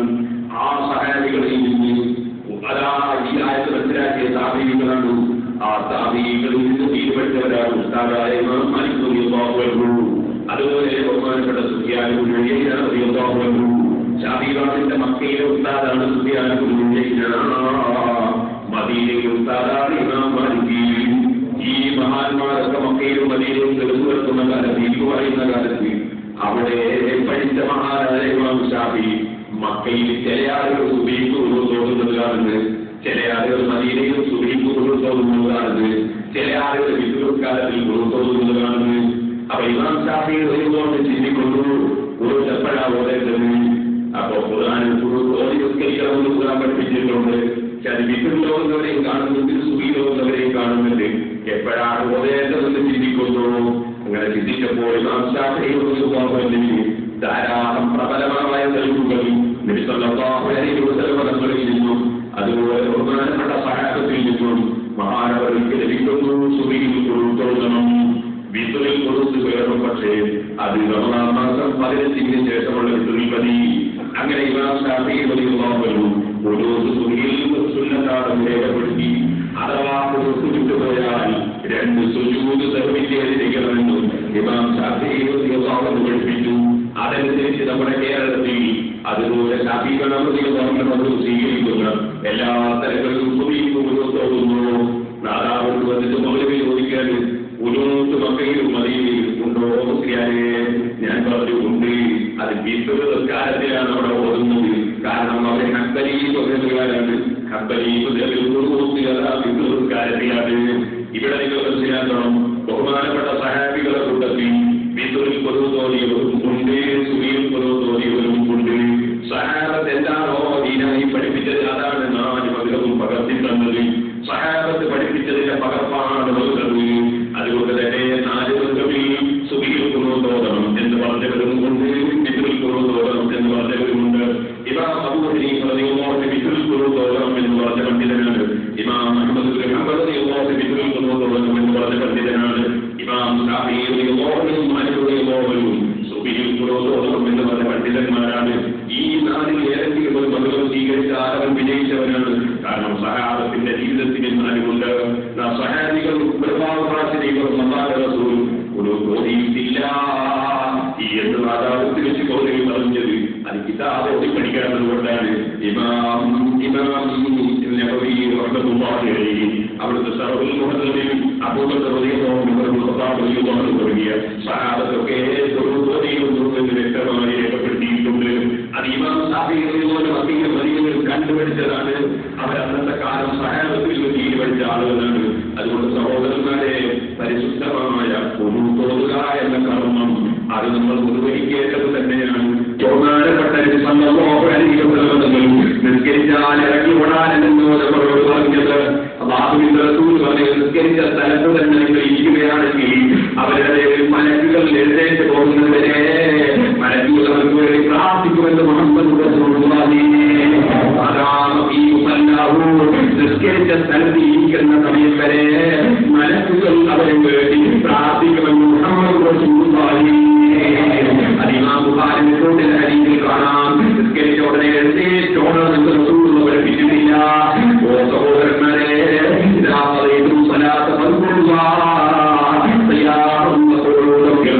കഴിഞ്ഞാൽ ഇന്നും കിടന്നു ഏതെല്ലാം അങ്ങനെ കൊണ്ടുവരാൻ കഴിയുമോ? നിങ്ങൾ കൊണ്ടുവരണമെന്നല്ലേ ഖുർആൻ പറയുന്നത്. അവൻ നിസ്കാരത്തിന് ശേഷം നീക്കുന്നുണ്ട്, നിസ്കാരത്തിന് ശേഷം ദുആയുണ്ട്. അത് ബഹുമാനപ്പെട്ട നബി സല്ലല്ലാഹു അലൈഹി വസല്ലം ജീവിതത്തിൽ ഒരു ദിവസം പെട്ടെന്ന് എഴുന്നേറ്റ് ഒരു ദിവസമുണ്ട്. അന്ന് സഹാബത്ത് വല്ലാതെ പേടിച്ച് ബേജാറായി പോയി. എന്താണ് റസൂൽ പെട്ടെന്ന് എഴുന്നേറ്റ് വരുന്ന ബേജാറായി മടങ്ങിയതിന്റെ കാരണം ബോധിപ്പിക്കുകയല്ലേ ചെയ്യുന്നത്? ഞാൻ പോയത് പെട്ടെന്ന് എടുത്തു കൊടുക്കേണ്ട ഒരു സാധനം കൊടുക്കാൻ വേണ്ടിയാണെന്നല്ലേ പറഞ്ഞത്. ആ ബുഖാരിയിൽ കൂട്ടിയില്ലേ അല്ലാഹുവിന്റെ റസൂൽ എന്ന് പറഞ്ഞു. ബഹുമാനപ്പെട്ട പണ്ഡിതന്മാർ ഇമാം മുസ്ലിം റിപ്പോർട്ട് ഹദീസിലുണ്ട്. ഇമാം ഹദീസ് ഷാഫിഈയുടെ പല ഗ്രന്ഥങ്ങളിൽ വളരെ മുഖരിയിൽ രേഖപ്പെടുത്തുന്നു. അതുപോലെ ഇമാം ഇബ്നു സഹീഹുൽ ബുഖാരിയുടെ വ്യാഖ്യാനത്തിൽ രേഖപ്പെടുത്തുന്നു. അല്ലാഹുവിന്റെ റസൂൽ നിസ്കാരം കഴിഞ്ഞാൽ വലതുഭാഗം മക്റൂഹികളിലേക്കും ഇടതുഭാഗം ഖിബലയിലേക്കും മാറ്റി തിരിഞ്ഞിരിക്കലാണ് അല്ലാഹുവിന്റെ റസൂലിന്റെ പതിവ്. അത് തന്നെയാണ് ഷാഫിഈയുടെ ബഹുഭൂരിപക്ഷം പണ്ഡിതന്മാരും ഷാഫിഈ ബഹുഭൂരിപക്ഷം പണ്ഡിതന്മാരും അതേ അഭിപ്രായം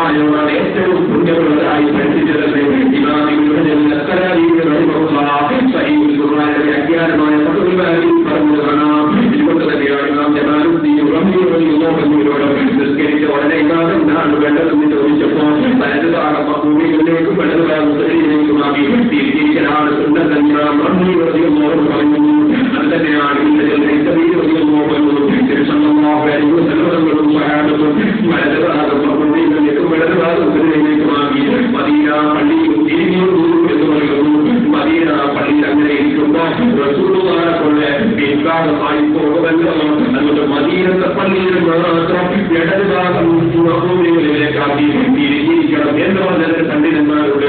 അത് റസൂലുള്ളാഹിയുടെ അതിനു വേണ്ടിയ വേണമെന്ന് പറഞ്ഞവരുണ്ട്. എന്നാണ് ഈ ഇടതിലേക്ക് പറയുന്നത് റസൂലുള്ളാഹി കാലഭാഗം പ്രാചരിച്ചു വലതുഭാഗം മഹ്റൂമികളിലേക്കും ഇടതുഭാഗത്തിലേക്കുമാക്കി തിരിഞ്ഞിരുന്നതാണല്ലോ. അതുകൊണ്ട് വലഭാഗം പ്രാചരിക്കുന്നത് ചെയ്തതുപോലെ നമ്മളും ചെയ്യലാണ്. കൂടുതൽ പുണ്യമെന്നായി അറിയിക്കുന്നു എന്ന് പറഞ്ഞു. എന്നാൽ ചില പണ്ഡിതന്മാർക്ക് അഭിപ്രായമുണ്ട്, നിസ്കരിച്ച ഉടനെ ഇമാമും എഴുന്നേറ്റ് നിന്നിട്ട് ഇരിക്കുന്നത് നല്ലതെന്ന് പറഞ്ഞവരുണ്ട്. എഴുന്നേറ്റ് നിന്നിട്ടിരിക്കുക. അതെന്തിനാണെന്ന് അറിയാമോ? ഇങ്ങനെയൊക്കെ ചെയ്യുന്നത് തെരുവിലേക്ക് തന്നെ ഇരുന്നിട്ട് വരാറുന്ന പോലെ മഹ്റൂമികളൊക്കെ തെരുവിലേക്ക് ഇരുന്നിട്ട് വരാറുന്നു. ഇമാമിന് സിഗരറ്റ് തന്നെ ഇരുന്നത് വരാൻ ചെയ്താൽ പോലെ. അതിനൊരു കാരണമുണ്ട് സഹോദരന്മാരെ. ഇമാമ് നിസ്കരിച്ചിട്ട് തെരുവിലേക്ക് തന്നെ തിരിഞ്ഞിരുന്നിട്ട് നിൽക്കാനും കൊണ്ടുവന്നാൽ പിന്നീട് ആരെങ്കിലും പള്ളിയിൽ കയറി വന്നാൽ നിസ്കാരം കഴിഞ്ഞിട്ടില്ലാതെ തോന്നിപ്പോകും. ഇമാം അത്തഹിയ്യാത്തിലാണെന്ന് തോന്നിപ്പോകും. അപ്പൊ ഇമാമിനെ പിന്നീട് തുടർന്നു പോകാൻ സാധ്യതയുണ്ട്. അതുകൊണ്ടാണ് ഇമാം ശാഫിഈ പണ്ഡിതന്മാർ വിവരിച്ചത് ഇമാം നിസ്കാരം കഴിഞ്ഞ ഉടനെ ഒന്ന് എഴുന്നേറ്റ് നിന്നിട്ട് അവിടെ ഇരിക്കുന്നതോ അല്ലെങ്കിൽ ഏറ്റവും നല്ല രൂപം വലതുഭാഗം മഹ്റൂമികളിലേക്കും വലതുഭാഗം നിലയിലേക്കുമാക്കി ഒന്ന് തിരിച്ചിരിക്കുകയോ ചെയ്യത്തേ. എന്നിട്ട് ആയിരുന്ന സ്ഥലത്ത് വെച്ച് പ്രാർത്ഥനയും നിങ്ങൾ കൊണ്ടുവരട്ടെ. അങ്ങനെ കൊണ്ടുവരുമ്പോൾ ഇമാമിന്റെ കേൾക്കുന്ന മഹ്റൂമികൾ ആദ്യം പറയും സുന്നത്താണത്. ഒക്കെ നന്നായി പഠിച്ച ഇവരുടെ ശിഷ്യന് കൂടിയായ ബഹുമാനപ്പെട്ട ദൈവം പറയുന്നു. അതേസമയത്ത് എഴുന്നേറ്റ് നിന്നിട്ടിരിക്കുകയുമാകാം, അതേ തിരിഞ്ഞിരിക്കുകയുമാകാം. ചില പണ്ഡിതന്മാർ നിന്നുകൊണ്ട് തന്നെ ഇമാമിന് പ്രാർത്ഥിക്കാമെന്ന് പറഞ്ഞവരുണ്ട്. നിസ്കാരത്തിന് കൂട്ടുപ്രാർത്ഥന വേണ്ട എന്ന് പണ്ഡിതർ പറഞ്ഞിട്ടില്ല. പണ്ഡിതന്മാർ പറഞ്ഞതൊക്കെയും പ്രാർത്ഥന വേണമെന്ന് തന്നെയാണ്. കൂട്ടുപ്രാർത്ഥന പുണ്യമുള്ളതാണെന്ന് തന്നെയാണ്. പഠിപ്പിച്ചതാണ്.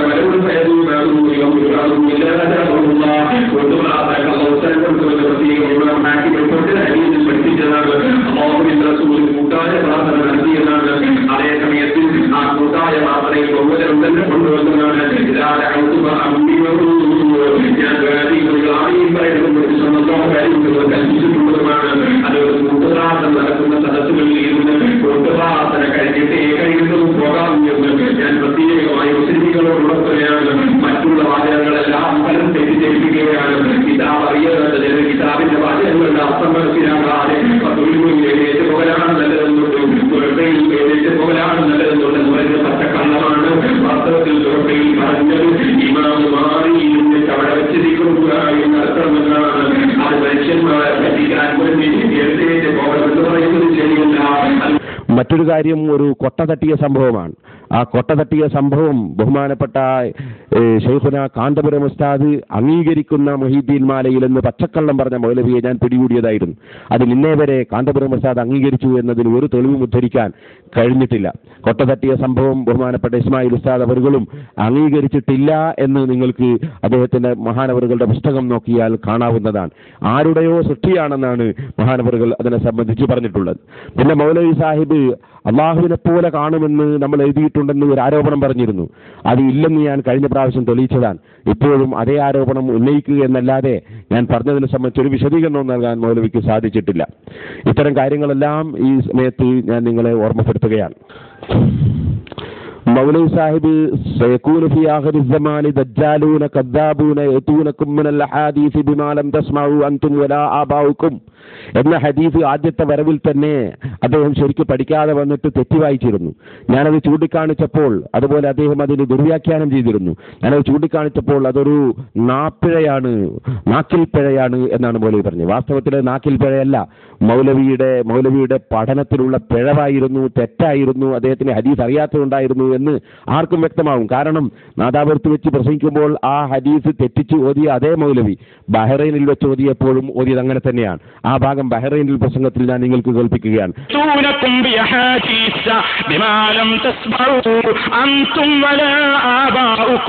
നാദാപുരത്ത് വെച്ച് വന്ന ഒരു നാക്പിഴയാണെന്ന് പറഞ്ഞ് അനുയായികളുടെ മുന്നിൽ തടിയെടുക്കാൻ ശ്രമിക്കുന്ന മൗലവി ഒരിക്കലും തന്നെ രക്ഷപ്പെടാൻ പോകുന്നില്ല എന്ന് ഞാൻ ഈ സമയത്ത് ഓർമ്മപ്പെടുത്തുകയാണ്. ഹദീസിന്റെ വാചകം പഠിക്കാത്ത മൗലവി അതിനർത്ഥം പറഞ്ഞതും ദുർവ്യാഖ്യാനം ചെയ്തതും മുമ്പ് ഞാൻ വിശദീകരിച്ചിട്ടുണ്ട്. സ്വഹാബത്തിന്റെ പിതാക്കൾ കേൾക്കാത്ത വാചകം വർത്തമാനങ്ങൾ പറയുന്നവർ വരുമെന്നാണ് മൗലവിയുടെ അർത്ഥം. അതനുസരിച്ച് ഞാൻ മുമ്പ് ചോദിച്ചു, ഇക്രിമ റളിയല്ലാഹു അൻഹുവിന്റെ പിതാവ് അബൂജഹലാണ്, അപ്പൊ അബൂജഹൽ കേൾക്കാത്തത് പറയും എന്നാണോ? അവന് മൗലവിയുടെ മറുപടി അബ്ദുല്ലാഹി ഇബ്നു ഉമർ റളിയല്ലാഹു അൻഹു പോലത്തെ സഹാബികളോട് അത് പറഞ്ഞത് എന്നാണ്. ഞാൻ മൗലവി ആ ഹദീസിന്റെ അവസാനത്തെ ഭാഗം ഇയ്യാക്കും ഇയ്യാഹും, അവരെ നിങ്ങൾ സൂക്ഷിക്കണം, അവർ ലായുലുല്ലൂനക്കും വലായഫ്തിനൂനക്കും, അവരെ നിങ്ങളെ പിഴപ്പിച്ച് കളയരുത്, ഫിത്നയാക്കി കളയരുത് എന്നുണ്ടല്ലോ. അപ്പോൾ മഹാനായ അബ്ദുല്ലാഹി ഇബ്നു ഉമർ റളിയല്ലാഹു അൻഹുവിനെ പോലെയുള്ളവരെ ഏകദേശം 1400 കൊല്ലങ്ങൾക്ക് ശേഷം ആഖിർ സമാനിൽ വരുന്ന ആളുകൾ 1400 കൊല്ലങ്ങൾക്ക് മുമ്പുള്ളവരെ പിഴപ്പിച്ച് കളയരുത് എന്നാണോ നബി സല്ലല്ലാഹു അലൈഹി വസല്ലം തങ്ങൾ താക്കീത് ചെയ്തത്? ഹദീസിന്റെ ബാക്കി ഭാഗങ്ങൾ അർത്ഥവും മനസ്സിലാക്കിയില്ല, വാചകവും മനസ്സിലാക്കിയില്ല, ഉദ്ദേശവും മനസ്സിലാക്കിയില്ല, എന്നിട്ട് എന്തോ കേട്ട് എന്തോ പറഞ്ഞു നടന്നു മൗലവി. ഇപ്പോൾ വീണ സ്ഥലത്ത് നിന്ന് ഉരുളുകയാണ്. ജിന്ന് മനുഷ്യരൂപത്തിൽ പ്രത്യക്ഷപ്പെടും എന്ന് ഇബ്നു തൈമിയ്യ പറയുകയും ഇബ്നു തൈമിയുടെ രൂപത്തിൽ ജിന്ന് വന്നതായി അദ്ദേഹത്തിന്റെ ഗ്രന്ഥത്തിൽ തന്നെ അദ്ദേഹം രേഖപ്പെടുത്തി ഞാൻ ചൂണ്ടിക്കാണിക്കുകയും ചെയ്തിരുന്നു. അതുപോലെ ജിന്നുമ്മയുടെ അടുക്കൽ പണ്ഡിതന്മാരുടെ വേഷത്തിൽ ജിന്ന് ചെന്ന സംഭവം, കള്ളത്തരീക്കത്തിൽ കുടുങ്ങിയ ഒരു സ്ത്രീയുടെ അടുക്കൽ എന്റെ രൂപത്തിലും മറ്റു പണ്ഡിതന്മാരുടെ രൂപത്തിലും മറ്റ് ചില ആളുകളുടെ രൂപത്തിലുമൊക്കെ അവിടെ ചെന്നു എന്ന് ആ സ്ത്രീ പറഞ്ഞ സംഭവം ഞാൻ ഉദ്ധരിച്ചിരുന്നു. അതെടുത്ത് എന്നെ കളിയാക്കിയ മൗലവി എന്നോട് ചോദിക്കുന്നു, അങ്ങനെ ജിന്നാണോ വന്നത് ഒറിജിനലാണോ വന്നത് എന്ന് വേർതിരിച്ചറിയ എങ്ങനെയാണെന്നാണ്. ആ ചോദ്യത്തിന് എനിക്ക് പറയാനുള്ള മറുപടി അത് ഇബ്നു തൈമിയ്യയുടെ ഖബറിങ്കിൽ ചെന്ന് അദ്ദേഹത്തോട് ചോദിക്കേണ്ടതാണ്. അദ്ദേഹമാണ് ആ കാര്യം രേഖപ്പെടുത്തിയിട്ടുള്ളത്. മറ്റൊരു കാര്യം അദ്ദേഹം പറഞ്ഞത്, പിശാചിന്റെ ബാധയുള്ള ആളുകൾ ഖബറ് ചുറ്റുകയും ഖബറിനടുക്കൽ ഓടുകയും ഒക്കെ ചെയ്യുമെന്ന് നമ്മുടെ ചില പത്രങ്ങളിലുണ്ടെന്നാണ്. അതുകൊണ്ട് അത് അംഗീകരിക്കുന്നു എന്നാണോ അതിനർത്ഥം? പിശാചിന്റെ ബാധയുള്ളവർ ചെയ്യുന്നതാണോ ദീനിൽ തെളിവ്?